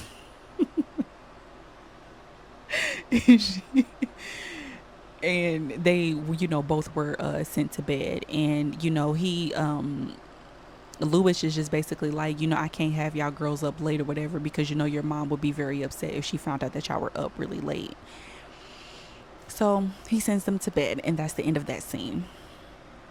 And then the next scene shows that it's a man, looks like a black man, who wears his hair kind of like, it's like a poofy straight or whatever. And basically he's an artist, and he makes his way to Moselle's house. And Moselle is like, just sitting, chilling, you know what I'm saying? And then, like, she gets a knock at the door. So, as I said before, there is a man that comes and knocks on Moselle's door. She answers the door, and, she sees like a fairly good looking man. And he basically asks if her name is Moselle. She, says yes, that, that's her name. And he says that, people from around the way in that town says that she reads the future. And, she invites him in, and they end up like talking, having like a discussion and everything like that. And basically he introduces himself as Julian, and he says that he's there because he really wants to know where his wife is at. Like, she just kind of walked out, and he don't know exactly where she's at, and he just wants like closure, basically. And so, Moselle once again lays her palm out, and Julian places his hands inside of hers, and she basically reads his palm and sees that his wife is in this vision that Moselle sees. She sees that his wife is basically having an affair with another man, and it's very graphic. Like, this woman is having sex with another man or whatever, and it ends up like, kind of hitting hard or whatever. And Moselle ends up opening her eyes before Julian's, and she's just kind of like looking at him like, I don't know exactly like what she's thinking, but she's probably thinking that this is not going to be easy news for any man to have to hear that his wife done moved on with another man. and Julian is married, legally married, right? Basically, in the next scene, it shows Moselle, sitting at her piano, and she's kind of like got her makeup and her hair done with this beautiful black dress on or whatever. And like I said, Julian is a painter, so he paints Moselle, and then it goes from like the painting of her, which is very, very beautiful and is very accurate, and then it's like the camera, shows them like making out and kissing, and I'm just like, um, y'all just met each other and y'all already like locking lips, and it's just too much. It's just too much.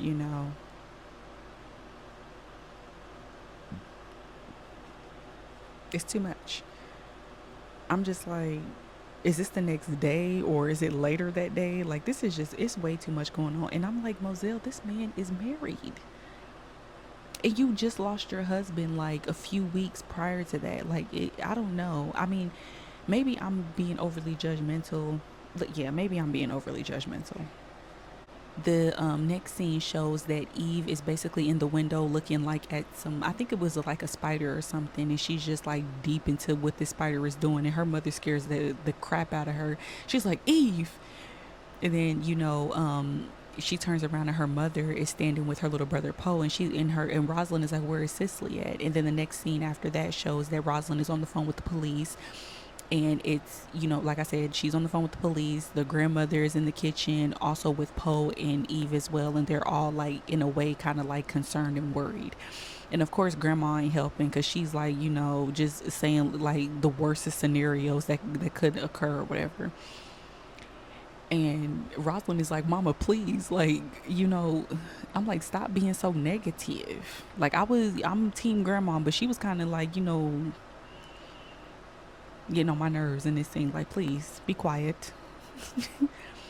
So then Cicely, walks in or whatever, and her mother hangs up the phone with the police, and Rosalind runs over to Cicely and hugs her and embraces her.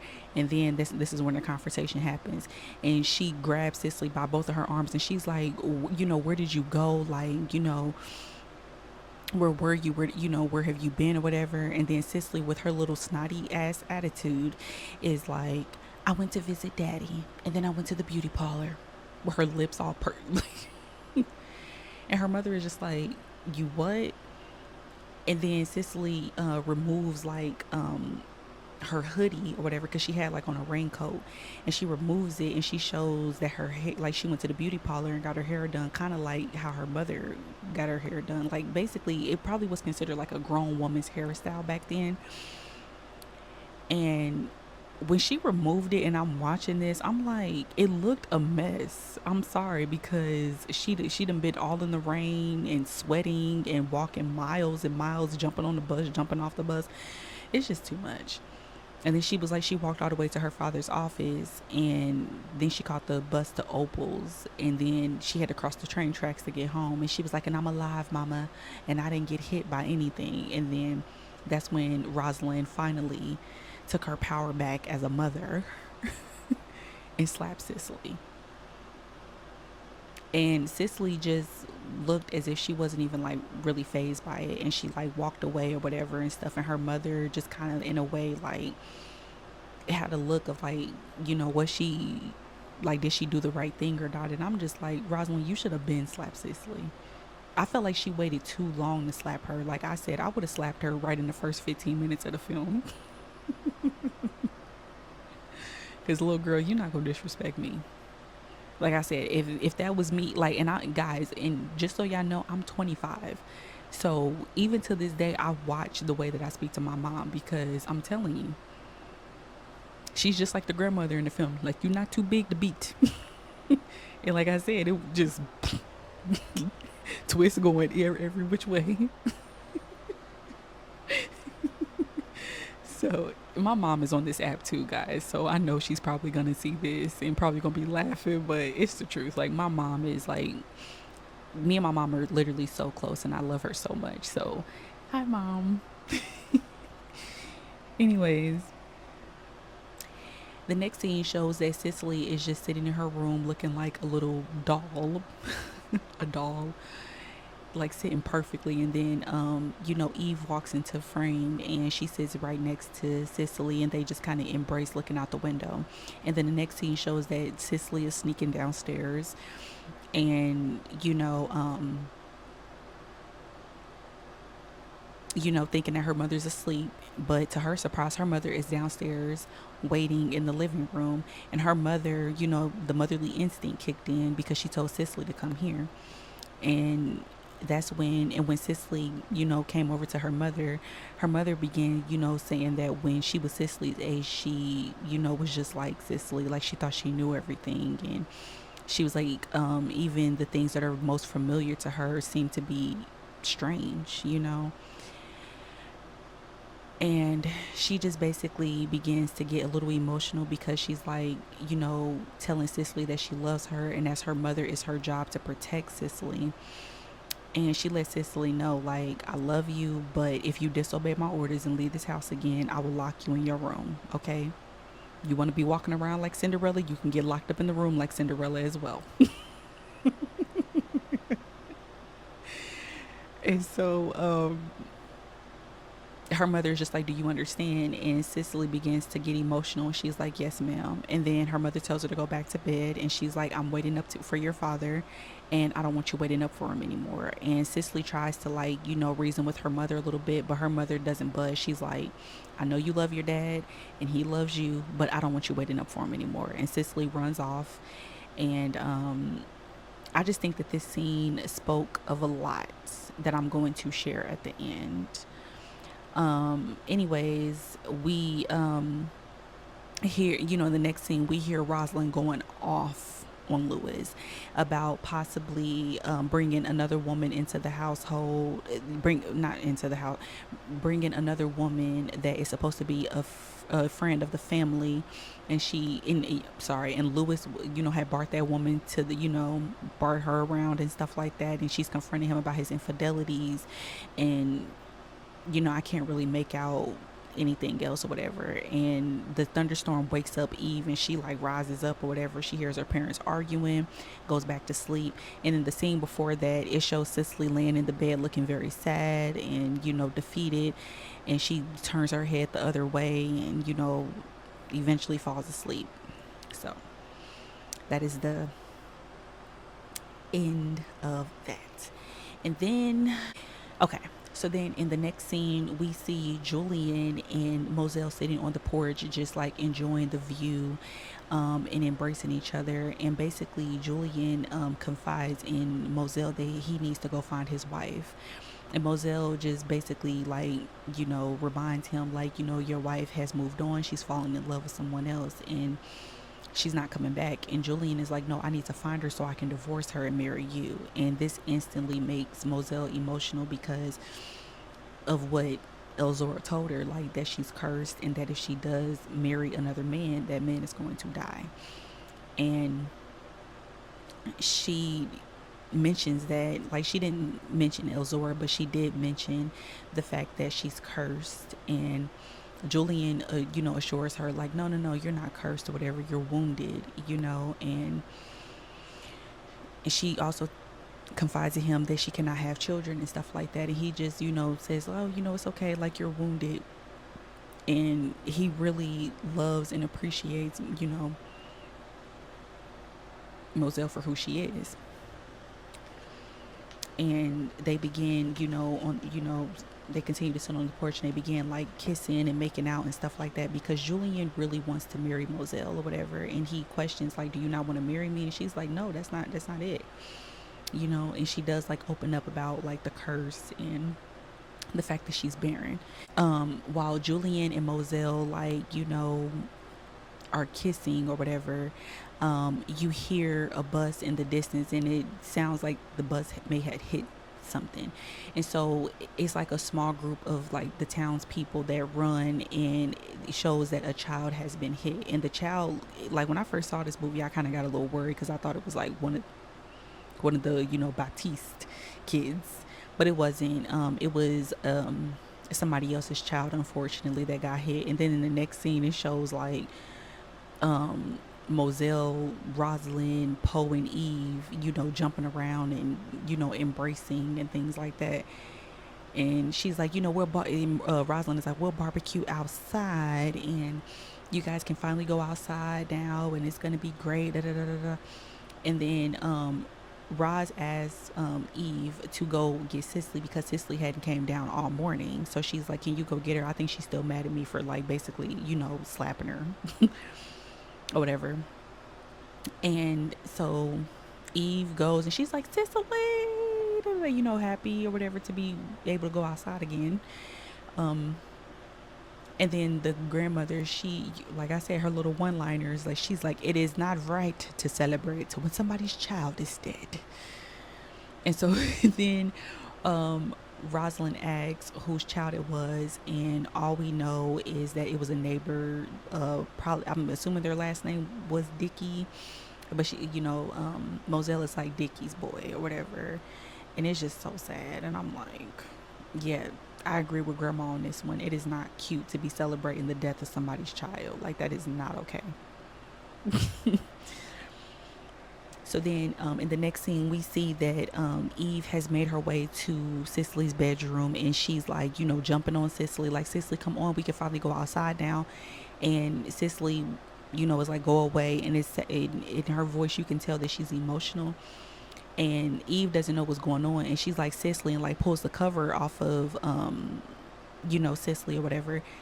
And then Cicely just pushes Eve off the bed or whatever, and Eve notices Cicely's underwear, and it has like specks of blood in it. And of course, Eve, with with her little catty petty self, she's like, you think just because you got blood in your pants, you don't have to act civilized no more? And Cicely tells her to shut up. And Eve, of course, being the little evil middle child that she is like, Cicely's got her period, and I'm gonna tell Daddy. And that just literally enrages Cicely. And Cicely chases Eve all the way outside. And she was like pursuing her like, she had escaped prison or something. It was insane. I tell you guys, it was absolutely insane. So anyways, Cicely makes Eve fall, and she just gets on top of Eve and literally tries to choke her out. And it takes Moselle, Rosalind, and Julian, it actually takes Julian, a man, to actually pull Cicely up off of Eve. And Cicely is just screaming like, like a, she's like, I'm gonna kill her, you know what I'm saying? And I'm like, these siblings want to kill each other so bad. I don't know what it is in this movie. And Moselle comforts Eve or whatever, because nobody knows what's going on with Cicely at this point. And then we have the doctor, who finally comes to his senses to realize that he has a wife and kids at home, comes in, and basically Rosalind informs him that, it seemed like Cicely was like having some type of seizure, like she was going crazy or something. They didn't know what was going on. And, you know, um, Rosalind is like, do you think it's my fault because I hit her or whatever? And I think that this is very interesting, because this is not uncommon for a lot of mothers. I feel like anytime that something is going on with any of their children, I feel like mothers are always like internalizing everything. And she's like, you think it's my fault because I hit her? And I'm just like, girl, no. But I understand, because it's like I told you guys before, like I'm really really close to my mom. So it's like anything that I was like going through, like it could have been with school, it could have been because somebody's little nappy headed son had like broke my little heart.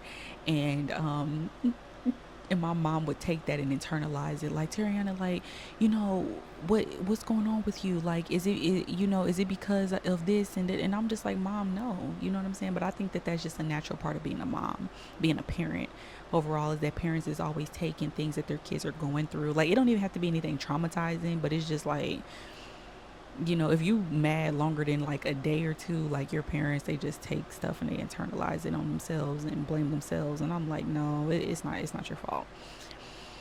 And then Lewis is basically like, no, Roz, no, Roz, it's not your fault or whatever. But the expression on Lewis's face, I just didn't like it. It just gave that he knew exactly what was going on, but tried to sit there and act like he didn't know what was going on. Like his whole demeanor just read guilty, and I'm just like, I didn't like that.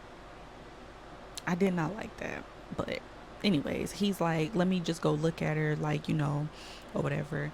And so as he's like heading into the room, Rosalind stops him once again and is like, Cicely started her period, and did you know that? And he's like, no, I didn't. And Rosalind is like, she didn't even tell me. And I'm like, maybe the reason she didn't tell you, Rosalind, as her mother, is because maybe it wasn't true. You just never know. But anyways, you know, Lewis makes his way into the bedroom where Cicely is laying on her bed and her head is in her aunt Moselle's lap because Moselle is just kind of like comforting her. And Lewis basically assures Cicely that he just wants to, just check her temperature, check her heart rate, make sure that she's okay. Cicely flat out denies it, and she denies her father trying to, like, help. She's like, no, I don't want you looking at me, nothing. And she's like, she's like, daddy, go away. Like, I don't want you here or whatever. And he's like, well, there's a nice lady doctor that we can take you to. And he's like, would you like that or whatever? And Cicely doesn't respond. And so then Lewis looks at his sister, Roz. I mean, he looks, oh my goodness, Roz is his wife. I'm sorry, guys. He looks at his sister Moselle or whatever, and they like kind of like, exchange like this unknown like communication, and he reaches for Moselle's hand or whatever, but you can see Cicely kind of like seep down a little bit, like she just does not want her father touching her. She don't want him in her space, nothing. And I just really think that this whole scene speaks volume. I think it speaks volume that it is something on the rise. Something happened, and this is where like the climax of the story is happening, with Cicely not wanting her dad anywhere in her space. The following scene shows Eve going into town by herself, and while there she comes across this stand. It's the same place that her aunt Moselle and her mother had visited a few scenes earlier, and basically she goes up to this man who is like selling pineapples and like different fruits and stuff. And of course, you know, Eve being as bad as she was just like, how much for the pineapple? And of course the man is ignoring her or whatever, because probably in that time kids don't be really carrying around money like that or whatever. And she demands like, how much is this pineapple? And I believe he said it was like 25 cents. He was like, do you want it or not or whatever? And she's like, that's too much. And she takes one of the pineapples and runs. But when she runs, she comes across Elzora, the voodoo lady who her mother and aunt have visited a few scenes earlier, and she makes direct eye contact with Eve, and she's like, bad girl. And then she says it again, and it really kind of like spooks Eve or whatever. And the man that she stole the pineapple from comes up, gets his pineapple back, and like slaps her like on the butt or whatever. He's like, referring to her as a thief. And so with that, Eve gets like spooked, and she like runs off, and then Elzora just like starts cracking up laughing or whatever. Like she's just like, oh my goodness, like this child, whatever. And then after that, the next scene shows Eve and Poe like running, because they're just so, running outside, enjoying being kids and stuff, because they had been, inside for weeks. And then we see Cicely sitting on the porch, getting fresh air, but she looks heavily depressed and just completely defeated, and like she's been heavily traumatized. And so the next scene after that shows Roz and Lewis. They look like they're in their living room and they're having a conversation. And Roz is really concerned about Cicely, because she's like, Cicely has not ate. She won't talk. You know, she basically, her mother basically says it just seems like she's sleepwalking. And again, Louis has that guilty written expression on his face, and just doesn't say anything. And then the next scene shows Cicely. She is sitting in the living room with her parents, sitting on the couch. She refuses to talk. She refuses to even look either one of her parents in the eye. And her parents, well, mainly her mother, is suggesting that, you can go spend time with your grandmother. And I'm assuming this grandmother is Roz's mom. And she's like, you can go spend time with her. She was like, we wouldn't send you away unless you actually wanted to go or whatever. And her father comes over, and I wanted to read this because I like to, document certain things, whatever. But her father comes over, and he says, listen, whatever it is, we can work it out together. Everything's going to be fine again, I promise. But he like more so whispers it, but you can still hear it, basically. And Cicely then kind of like looks up a little bit, but she doesn't make direct eye contact still with either one of her parents. And she says that she wants to go. And they both come closer like, wait, what did you say? Because mind you, like, Cicely had been refusing to talk for 2 weeks up until this point. And that is very alarming. And so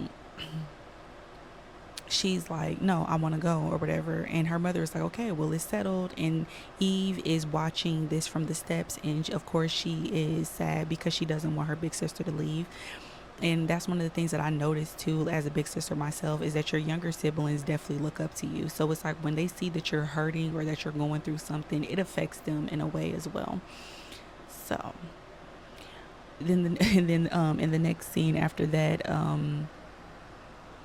Cicely, not Cicely. Yeah, Cicely is, sitting in her room, and she just is still refusing to talk, and, looking off into the distance. It's very obvious that something very traumatic happened to Cicely because of her actions. People say actions speak louder than words. Her actions told you that something incredibly traumatizing happened to this child. And so, Eve is like, Eve is so dramatic, but she's like, if you leave me here with them, she said, I'll die, Cicely. And I'm like, Eve, girl, words have power.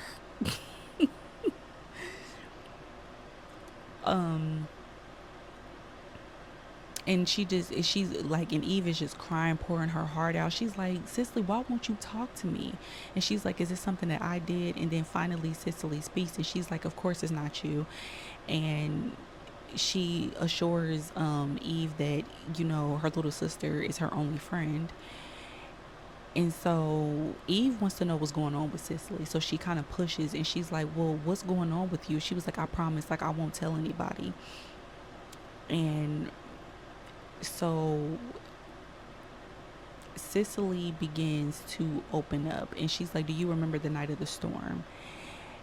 And Eve, again, that middle child pettiness, she's like, the day that you cut your hair and mama slapped you. Like, after that, I would have been like, Eve, get away from me. Just go. I was about to open up, but you literally just pissed me off in that moment. But anyways, Cicely basically, confirms, yes, that's the day that I'm talking about. And she was like asking Eve, do you remember hearing mama and daddy fighting that night? And Eve is like, yeah, I remember. And then Cicely tells Eve that part of it was the fact that part of the thing that they were arguing about was the fact that Louis had Cicely come and visit him that day. And then Cicely was like, the other thing that they were fighting about was Maddie Monroe. And Eve is shocked because she's like, wait, mama knows about that? And Cicely is like, Eve, girl, everybody knows. Excuse me. She's like, girl, everybody knows about it. Because Daddy and Maddie don't care. Like, they just flying their relationship all around or whatever. And that Maddie Monroe be hanging around his office and stuff. And so Eve was just like, see, like, you remember, like, what I told you at the party, like, you believe me now, right? And Cicely is like, I believed you then. That speaks a lot of volume right there. And then Cicely basically, like, goes into detail and begins to confide in Eve about the fact that, how scared she was that, their father, after the whole argument that happened between their mama and their dad, she was afraid that their dad was going to divorce them. She was like, I was afraid he would divorce us. And I think that that's a really interesting way to put something, because I'm like, he would divorce your mom, not divorce you. He didn't marry you guys, you know what I'm saying? You guys are just a product of that marriage. And I'm like, I don't know, it's some sketchy stuff going on. And basically, Cicely basically says that when she went downstairs to, comfort her father after being, yelled at and, and all of that by her mom, she just wanted to make her father feel better. And so she was like, I went and I sat on his lap, and, she was like, I gave him, like, I guess in this family it's normal for the daughters to be kissing their father on the lips. Again, I don't agree with it. I don't agree with it.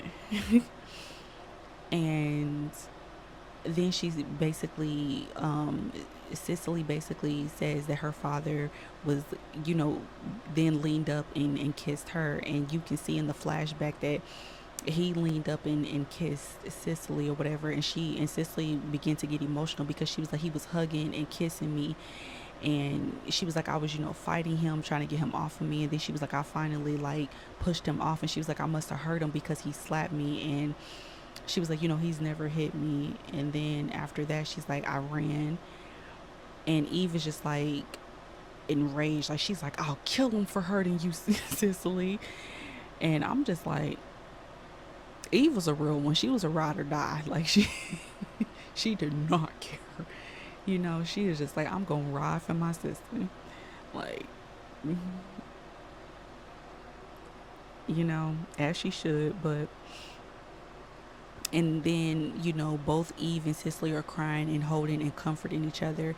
And then in the next scene, it shows that Cicely is in the back of the car, and her father is going to be driving, and her mother is going to be sitting in the passenger side, and they are driving Cicely to her grandmother's house to spend a week or so with her grandmother.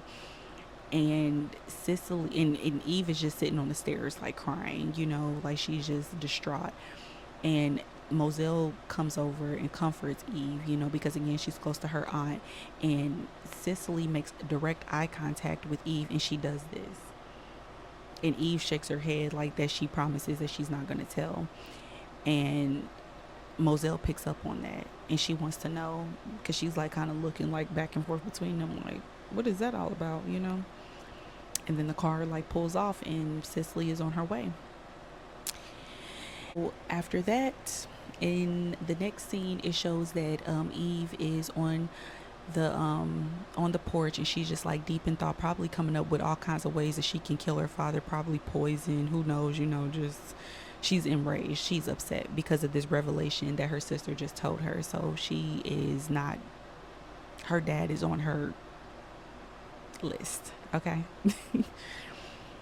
And her aunt Moselle comes out there, and of course Moselle, as usual, comes out there, talking about, death, and that sometime everybody is not gonna, everybody that leaves Earth is not going to be able to fully leave in the afterlife without feeling terrible pain, and the divine explanation at the end of it all, and things like that. And she sees a vision of all three of her husbands walking toward her and stuff like that. And Eve is probably just blotting out most of what she's saying, because out of nowhere she asks her aunt, how do you kill someone with voodoo? And her aunt looks at her and she's like, girl, I almost forgot you was there. And that part made me laugh, because I done been in conversations like something similar to this, where the person is talking and I'm not registering not one word that they're saying, and then when they ask something crazy, I'm just like, I literally almost forgot you was there. And So Eve asks again, like, how do you like kill someone with voodoo? Like, do you have to just wish real hard that they were dead, or do you have to do something? And her aunt is like not really taking Eve seriously at first. Like, she's like, girl, maybe just stick some hay on a doll and stick pins in it or whatever. I don't know. And then her aunt wants to know, like, why are you asking that? And Eve is just like, I don't know. And then her aunt was like, well, you were thinking something, right before you were, thinking about this. Like, what led you to that? And then Eve is just like, I don't know. And then her aunt really starts to realize like how serious this is. And she's like, is there somebody around here that you want dead or whatever? And Eve is just like, I'm going in the house. And her aunt stops her and is just like, no, you need to tell me or whatever. And then she tries to threaten Eve, like, you got 5 seconds. And Eve is like, baby, that joke or that little saying that you do is tired, okay? I don't care. You can count to 5 all you want. I'm not telling you nothing. And so then her aunt pulls out her palm and demands that Eve puts her hands inside of her palm, which Eve does or whatever. But her aunt gets kind of startled and she's like, well, if you want to keep secrets, that's fine. But she's like, you cannot kill people with voodoo. It's not going to happen. Eve goes into the house and her aunt is clearly like disturbed by this. Eve sneaking into her parents' room or whatever, and basically she sees that no one is in there, and she locates, like, I'm assuming like some cards and money, and she steals $20 from her father, and then takes a tissue with and takes his comb or whatever, and like, gathering his hair off of the comb and putting it in her pocket. And then she heads right back into town as she did before, looking for Elzora, the voodoo lady. But while she was there, Elzora's fortune telling thing was closed. And so she felt like, oh dang, like I missed the voodoo lady, so I can't, do what I wanted to do or whatever.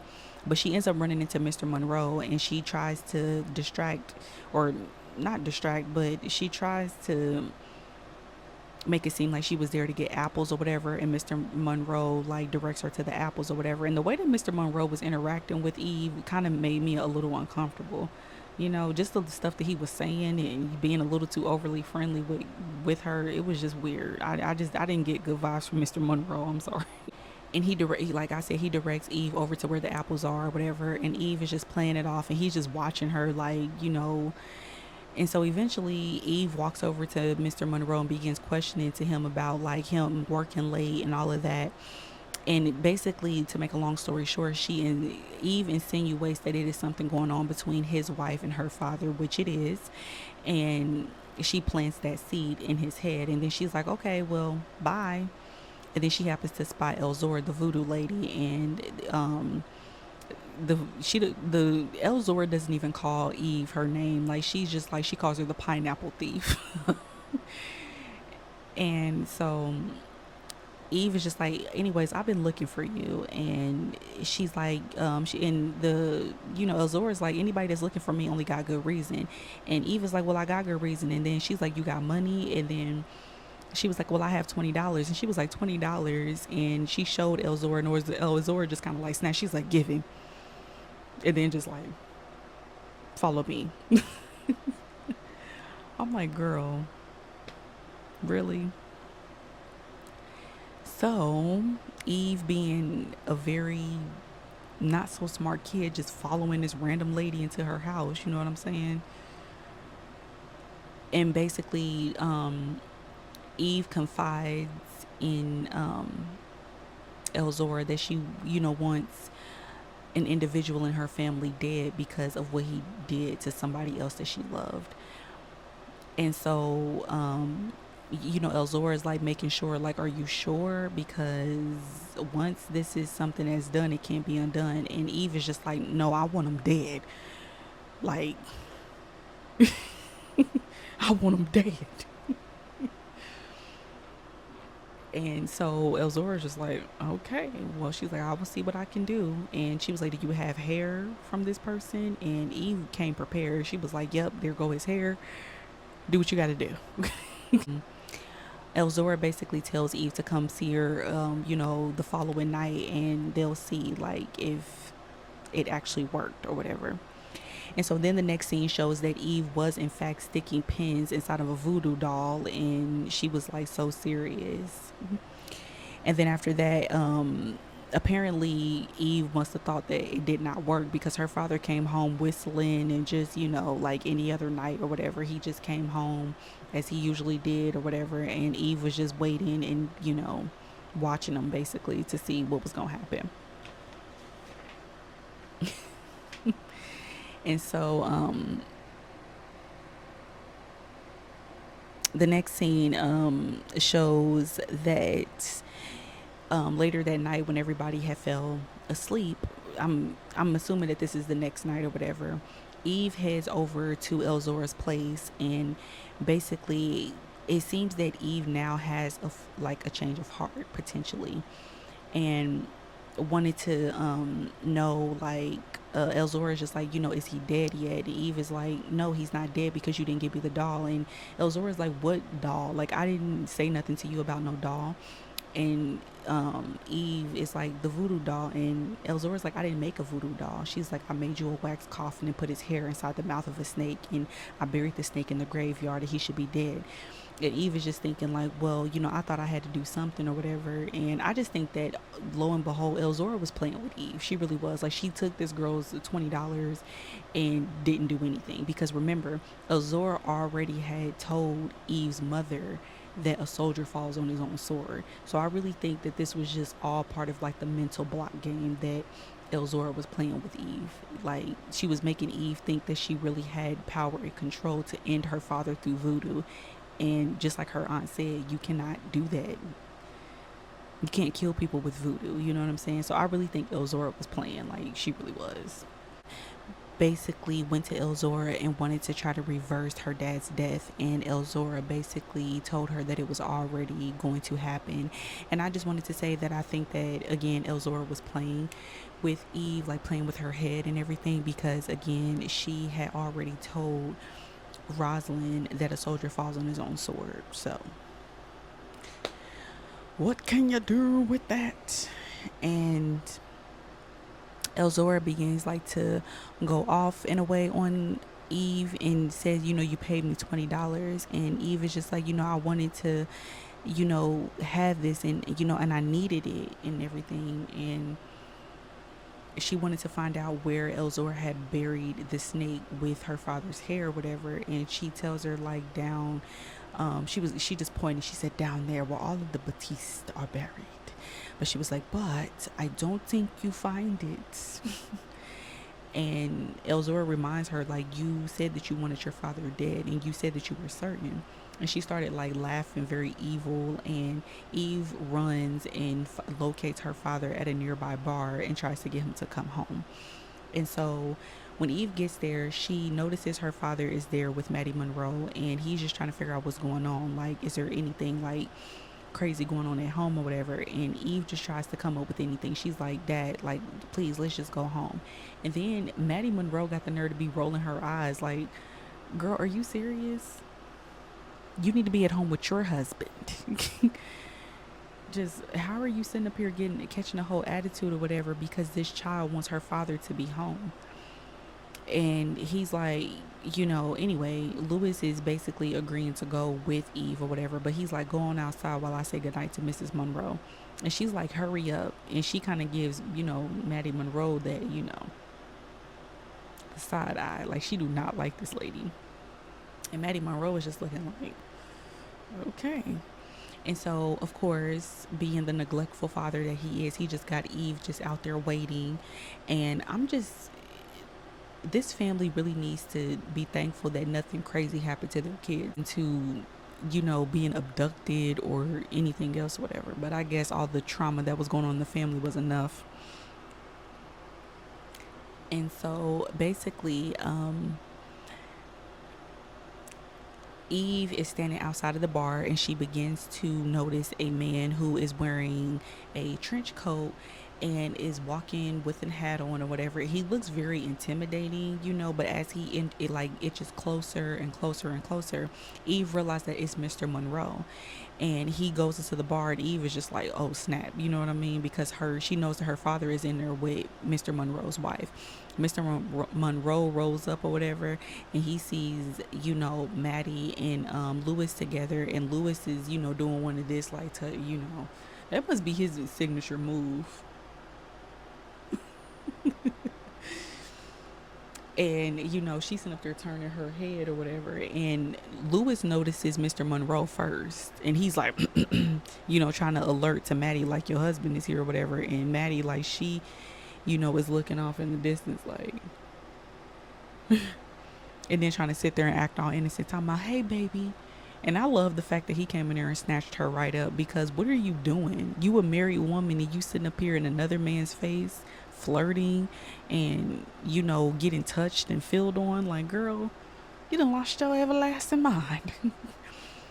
And anyways, Lewis is like, hey, like, come join us. Like, you're just in time to have a lasting with us. And Mr. Monroe was like, I don't think so or whatever. And, they both trying to play it off or whatever. And Mr. Monroe asked us flat out, he said, are you effing my wife? And then Lewis is trying to play. He's just like, he's like, don't be ridiculous. And then he asks him again, are you effing my wife? And he was like, you're drunk. And he grabs his wife and, like, kind of shows her to Lewis or whatever, like, she's very beautiful, like, are you having sex with her or whatever? And then Lewis tried, like, instead of just answering the question, giving a direct yes or no, he's just like, oh, well, Maddie and I have been friends and, for years, and you know that as well as anybody. So because you've known her a long time, that gives you the right to to plant yourself in between her thighs. I don't think that's how friendships work, sir. Lewis was a piece of work. Like I said, he was a piece of work, and he was really pissing me off in this movie. Anyways, Mr. Monroe gets kind of closer to Lewis and tells him, he was like, I trusted you, and you've been having sex basically with my wife. And he starts to get a little emotional, whatever. He's like, I loved you, Lewis. Like, the Black Brotherhood, and it's like, we've been friends for years, and I can't trust you because all this time you've been sleeping with my wife. Like, that is devastating, whatever. And so Lewis is like, I love you too, Lenny, or whatever. And so Eve tries to break, the tension, and she's like, Daddy, let's go home. And then Maddie Monroe is like, yeah, baby, let me take you home, like, you're drunk. And he just snatches his arm from his wife, and he's like, look, listen, I'm gonna just tell you straight like this. He said, if you even speak to my wife again, I will kill you. And he said, do you understand? And he let it be known to him or whatever. And then the bartender kind of saw how the tension was, like, the tension was rising. And he's like, y'all gonna have to take that outside. And I don't blame him. Like, this is not good for business. Like, we about to close. I ain't got time for this. And so then Mr. Monroe grabs Maddie and walks out of the bar or whatever. And the way he snatches her up out of there was immaculate. And I'm just like, play with my spouse, y'all, if y'all want to, the day I get married, and this is how I'm coming behind them. I do not play under no circumstances. And so, of course, Lewis tries to play it off, taking his last, sip for, before he permanently goes to sleep. And so he walks out right behind him, and his daughter walks out right behind Maddie Monroe and Mr. Monroe. And he's like, you go home and sleep off that whiskey. He said, you'll apologize to me tomorrow. But he's not apologizing. And people be so, bold, talking about tomorrow. You speak this man's wife's name again, and there won't be no tomorrow. Anyways, so Mr. Monroe makes his demand again. He said, you speak to her again and you're dead, Lewis. And so Eve is like trying to pull her father. She's like, Daddy, come on, please. Like, let's just go home. And he's like, okay, we're going to go home. And of course, as arrogant as Lewis likes to be, thinking that no harm can come to him, he's like, night, Maddie, like testing, this man's inner gangster. And he found out real fast that this man wasn't playing. Mr. Monroe pulled out a gun and shot Lewis twice and killed him right in front of his daughter. And it's very unfortunate. And then the train that had came, like, so the whole vision that his sister Moselle had was what played out in Lewis's fate. And he was in fact a soldier that fell on his own sword, unfortunately. And after this, there was the funeral scene where they were, reciting scripture, and they were all there. Moselle, Rosalind, Julian, Eve, Poe, and Cicely, Lewis's mother, and a bunch of other townspeople, and probably some of his patients and things like that were all there. And Cicely, of course, is being crying out super loud or whatever, because despite the fact that her and her father were not on good terms, she still loved him. She's still a daddy's girl. And so with that, Julian carries Cicely away, and they continue reciting scripture. And then Eve happens to see the voodoo lady Elzora, but I don't know if Elzora was really there or not, or if like Eve's brain was just playing tricks on her. Who knows? And then the next scene shows that it is Rosalind laying in the bed with Cicely, and Eve to her left, and then Poe to the right. And she's like humming to them, and she looks very sad because she just lost her husband. She's probably trying to figure out financially how she's going to support herself with 3 kids.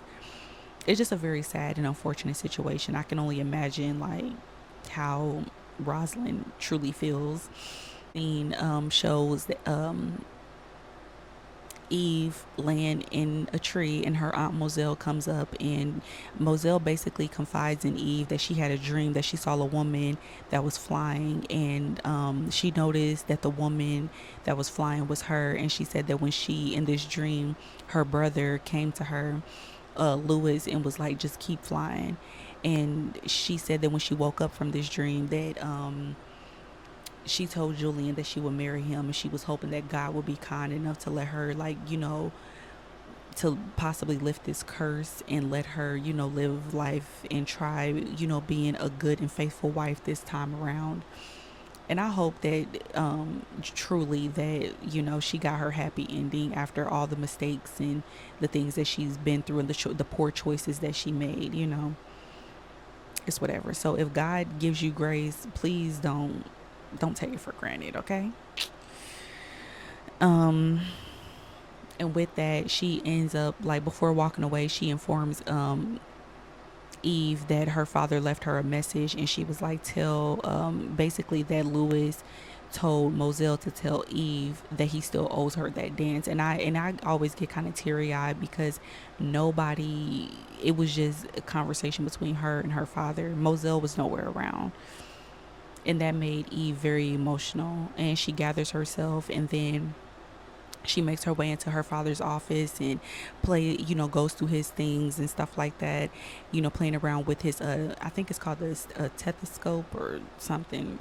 I don't know, guys. Like, I'm not a doctor, so I don't know, but it's like something like that, where it's like like to make sure that your heartbeat is beating at a normal rate and stuff like that, and some of his other belongings. And she comes across this letter that her father had wrote to Moselle, and Eve begins to read the letter, curious on what it is about. And apparently it is a letter pertaining to the night that happened between him and Cicely on the night of the storm.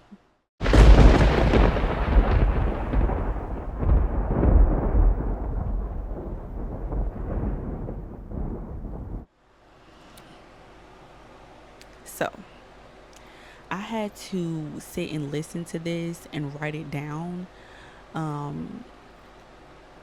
because this was like part of the movie over the years. The many times that I've watched Eve's Bayou, this was one of the few times that I actually, really listened to what he wrote in this letter. So like I said, guys, I have my notes. So the letter says, to Moselle, it's been 2 hours since we last spoke, and finally I feel calm enough to write this. I realize your accusations, however cruel and shocking, stem from some weakness in myself that allows you to believe the worst of me. As you and I know, I'm just a small town doctor pushing aspirin to the elderly, but to a certain type of woman, I'm a hero. I need to be a hero sometimes. That's my weakness. That much is true. But how, Moselle, could I sunk in your estimation to the leechy depths where you would accuse me of deliberately abusing my most beloved child? I am guilty in the sense that I adore her, and I allowed her to adore me. It was a sweet indulgence, but nothing in her behavior could have prepared me for what happened on the night of the storm. Roz and I had a terrible fight, and I guess it was inevitable. I knew Cicely could never sleep through a fight like that, so I wasn't surprised when she came downstairs. And maybe I was even waiting for her. I let myself wallow in filial comforts. Moselle, I swear, the first kiss was the sweetest kiss a daughter could give a drunk and guilt-ridden father. A kiss of redemption. In the next moment, it had gone wrong. From my Scotch haze, it took me a second to realize that my daughter was kissing me like a woman. This is where I blame myself. I was so startled that I hit her and she fell to the floor. The look she gave me almost stopped my heart, and I knew that I had lost her. Moselle, I would give my life to have that moment back. I would hold her and comfort her, and we would talk through her confusion, and I would put her to bed with the boundaries between us intact. I love her more than my life. I hope that one day she can forgive me. I felt that I cannot betray her again by telling you or Rosalind. Forgive me. Lewis. And then in the next scene, we see Cicely sitting by a tree, and her sister Eve, with the letter in hand, comes to confront Cicely about being dishonest about what she told her. And I'm gonna be honest, guys, I don't mean to be insensitive, but at this point, Cicely was really starting to get on my nerves, because I'm like, girl, it is time to rise up, okay? All this looking sad and depressed, like, your abuser is no longer here. It is time for you to rise up, honey. Like, she was really getting on my nerves. It is time for you to rise up. On the rise. And so anyway, her sister confronts her and calls her a liar. And Cicely is like, what? And Eve is like, you lied to me about daddy. You lied. And she's like, Dad wrote Moselle a letter. Why did you lie? And basically, Cicely is like, hold on, wait, I wasn't lying. And Eve is just distraught. Like, she's like, I believed you. And she was like, and I hated him. Like, I hated him for you. And they begin, like, crying into, you know, really mourning over their father's death and mourning over the fact of what he allegedly did to Cicely. And Cicely is like, Eve, he hurt me. Like, he hurt me really, really badly that I wanted to die. And I think that that's very deep for a young child to say. And so, with this entire situation, Eve begs Cicely to tell her what happened. And Cicely is just like, she can't, and she's emotional, she's crying, she can't fathom her words. So Eve decides to use her gift of sight and have Cicely place her hands inside of her palm. And when she does that, basically you see the kiss happen, and then you see like Louis kind of like with a grin, and then suddenly out of nowhere you see Cicely, she's like and then you see a hand come up, and then it's like repeatedly like her being slapped by her father or whatever. And then Cicely is like, she doesn't know what happened, and she starts crying really hard into her little sister's shoulder. And then at this point, in the next scene, we see Eve and Cicely destroy the letter, and then they go out in front of the house, in front of this beautiful like landscape where it's like water and trees and the green grass and everything like that. And then you hear the older voice of Cicely that says, memory is a selection of images, some elusive, others printed indelibly on the brain. Each image is like a thread, each thread woven together to make a tapestry of intricate texture, and the tapestry tells a story. and the story is our past. And the camera just slowly pans away as the two sisters basically come to their own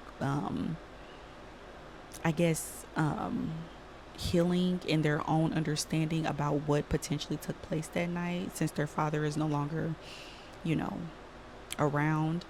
And they had that letter, and they did not show the letter to Aunt Moselle. They didn't show the letter to their mother. They destroyed the letter.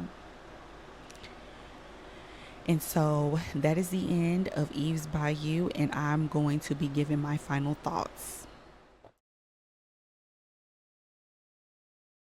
Hey guys, so we are at the very, very end of Eve's Bayou, and I'm going to be giving my own personal thoughts, views, and opinions, right? So, starting off with the very first scene, well, not the first scene, but the scene where basically Eve is in the carriage house and she sees her father having, sex with Maddie Monroe. I think that Maddie Monroe and Lewis had been hooking up for years, and I truly think that because the way that they were just extremely bold to do that, and their spouses are literally a few feet away inside the house, is just completely disgusting. Like, I don't see how people just think that this type of behavior is acceptable or okay. That's just me. And I think that they were given the signs of being involved with each other for a long time. And I think Mr. Monroe and Rosalind both knew that them two, that, Maddie Monroe and Lewis were sleeping together. I think they knew, but they were living in denial until they couldn't deny it anymore. And, it was just very trifling behavior. And personally, if it was, like I always say, Rosalind was a good one, because if it was me, Maddie Monroe would have had two black eyes and lips like she just got lip injections, because girl, you were not about to sit there and be, tossing your big gigantic booty all over my husband. Like, girl, absolutely not. We would have been up in there fighting. They would have made it to that carriage house, honey. I'm sorry, no.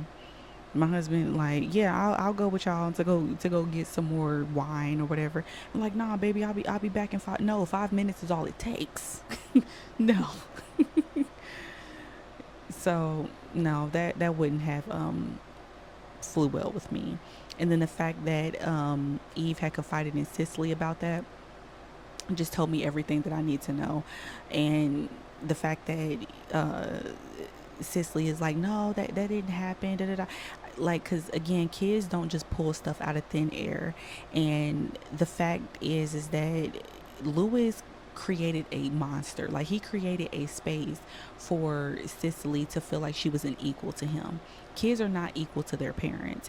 It's levels to it, and he should have been home to keep his household in order. But see, that's what happens when men like that portray this kind of behavior, that want a wife and children, but truthfully, they don't want to be a husband and a father. They think it's the woman's job to sit at home waiting for them. I provide all, everything, buy the food. And this is like just dusty behavior and just a completely dusty mentality. And the fact that, like, Rosalind was kind of like, living in denial, and, the Moselle just kept making excuses, and, like, he, your daddy loves you and he loves your mom and things like that or whatever.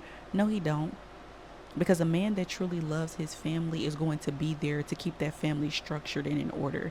As a husband, you're not going to be in another man's household and giving other women, making them feel like they got a chance with you. You know what I'm saying? But he was just, ugh. If Yuck was a person, it would be him. And again, it's important to hold everybody in the situation accountable, but I don't like the fact that, like, the situation with Maddie Monroe and even the other woman, Stevie, and allegedly whoever it was that was calling on the phone or whatever, it's like Lewis was the one that was creating this space. Like, women do not be sitting up there acting flirtatious and doing all of that with a man unless that man is giving into that. So let's start there. And these women knew better. These women knew that this man was married. He knew he was married. And it's just completely uncalled for. You don't treat your spouse that way. You don't sit there and, I'm going to love you. I'm going to protect you. Da, da, da, da, and then make other people feel like they're in competition with your spouse. There's no competition. Some women got this very messed up mentality like, well, I'm the better woman. Da, da, da. Well, honey, if you were the better woman, you would be the wife, and you're not. So let's start there. But Lewis was just never at home, and his kids were, testing their mother, and she's a nervous wreck because she just wants her husband, and it's like with Lewis, he was just spreading himself so thin because it's like you're going outside the home to get sexual favors from other women, and then you're coming home and you're using your daughter like as an equal and making her feel like she's like, he was basically using Cicely like his companion that he talked to and confided in about things. And I'm like, and you have a life partner, somebody that you can be, I gotta watch my language on here, but somebody that you can be intimate with and talk to, and and all of that, and you have a whole wife, and you spreading yourself thin between all of these women, including, and then you got your oldest child all wrapped up in the mix. That ain't cool. And you got your wife upstairs, you know what I mean? Because couples do that. Sometimes some couples, stay up late, they bike together, they cook together, they clean together, and all of that. And you're sitting up here literally like doing all of these things, staying up late, having conversations, grown up adult conversations with your oldest child who just turned 14. No,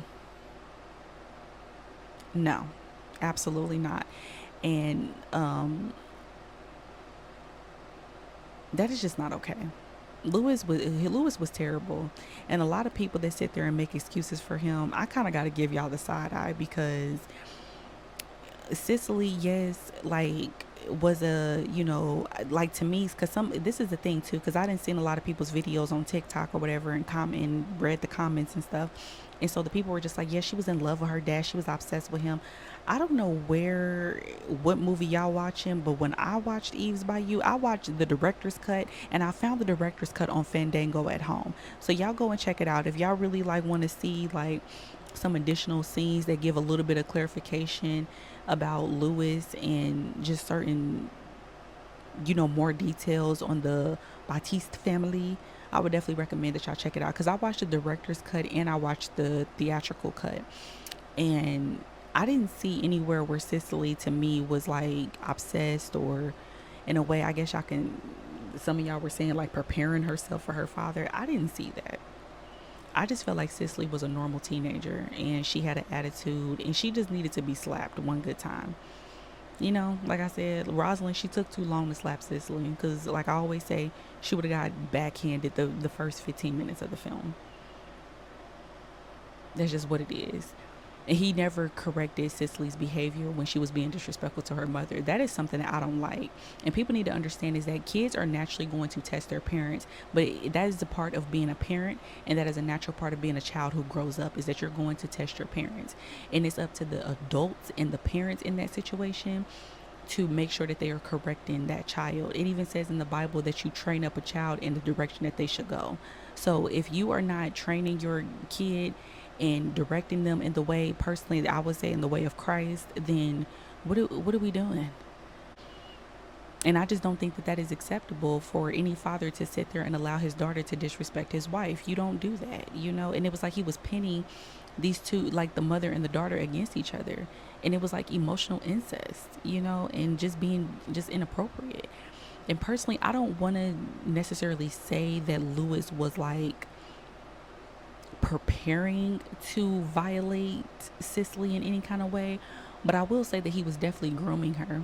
And he even kind of sort of admitted it in the letter.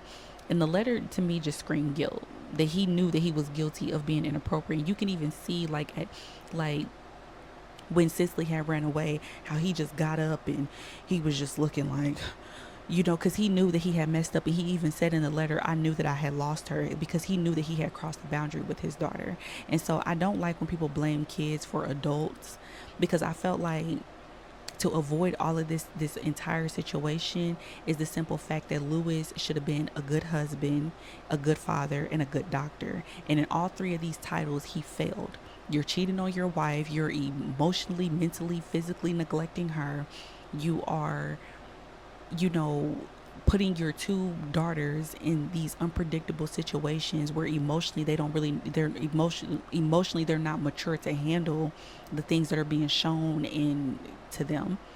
You know what I'm saying? It was like Cicely was so easily triggered by things when it came to her dad and stuff. And I get it because she's a daddy's girl. But it's like, I just didn't like that. And then with Eve, like he exposed Eve to not one but two of his inter sexual affairs. I was gonna use another word, but yeah, his sexual affairs or whatever. And I think that we do need to have a conversation as well too about, you know, young girls that are forced to kind of grow up because they're always being exposed to things that they have no business being exposed to. Because Poe, I don't think I'd seen Lewis interact with Poe like at not one time just acting like he's completely invisible, you know, because he's so used to being the only man and I need to be the hero. And I, you know, I need to be that. No, what you need to do is to honor the titles that have been given to you. Again, you're a husband, you're a father, and you're a doctor. And you were being sexually inappropriate with some of your patients as well. And sitting up there lying to your wife and to your children about where you were and what time you were going to be back home. And that is just not okay. It's like he literally came home to go to sleep and that was it. So I don't agree with people blaming Cicely, because I think Cicely was a typical teenager that had a bad attitude, as somebody that was previously 14 years old at one point in time. Because like I said, guys, I'm 25, so I was 14, what, like 11 years ago? You know, so I just felt like she was a typical teenager that was going through, you know, just different emotions and things like that. And personally, I do think, I'm sorry, I do believe Cicely. I do. I'm team Cicely all the way, because at the end of the day, even if Cicely had, you know, was being dishonest or whatever, where do you think that she learned that from? These behaviors from? Kids don't just pull stuff out of thin air. They look to their parents to guide them. And Lewis had been grooming Cicely for a long time, teaching her how to lie, teaching her how to be dishonest, teaching her how to be disrespectful to her mother, you know, and putting her in a position that was like, you know, always making her feel intimidated. That's not cool for any father to be putting his daughter in. So this movie definitely is a that is a good discussion starter. And I think Cassie Lemons and everybody from the crew to the actors to Samuel L. Jackson, and it was like a lot of different actors in this. Journey Smollett, she's always been very iconic and she's definitely gifted. And Megan Good did phenomenal in this role. Diane Carroll, oh my goodness, girl, love you down. And Lynn Whitfield did really good. Debbie Morgan did incredible. I'm just proud of this entire cast. And it, once again, I thank Cassie Lemons for sharing this story with us and just giving us such a classic that even 25, almost 30 something years later, we're still able to talk about this film. And I really hope to be able to meet and be able to kind of chop it up with Cassie Lemons one day, maybe even work with her on something. But I really truly appreciate her work, and I appreciate Samuel L. Jackson taking the time to produce this film and possibly even invest some of his own money to really bring this film to life. I thank you guys so much for tuning in. Again, I am your host, Tariana, and thank you guys so much for tuning in to this third episode of Introverts Closet. Thank you so much, and I will see you guys in the next video. You guys have a good night. Bye-bye.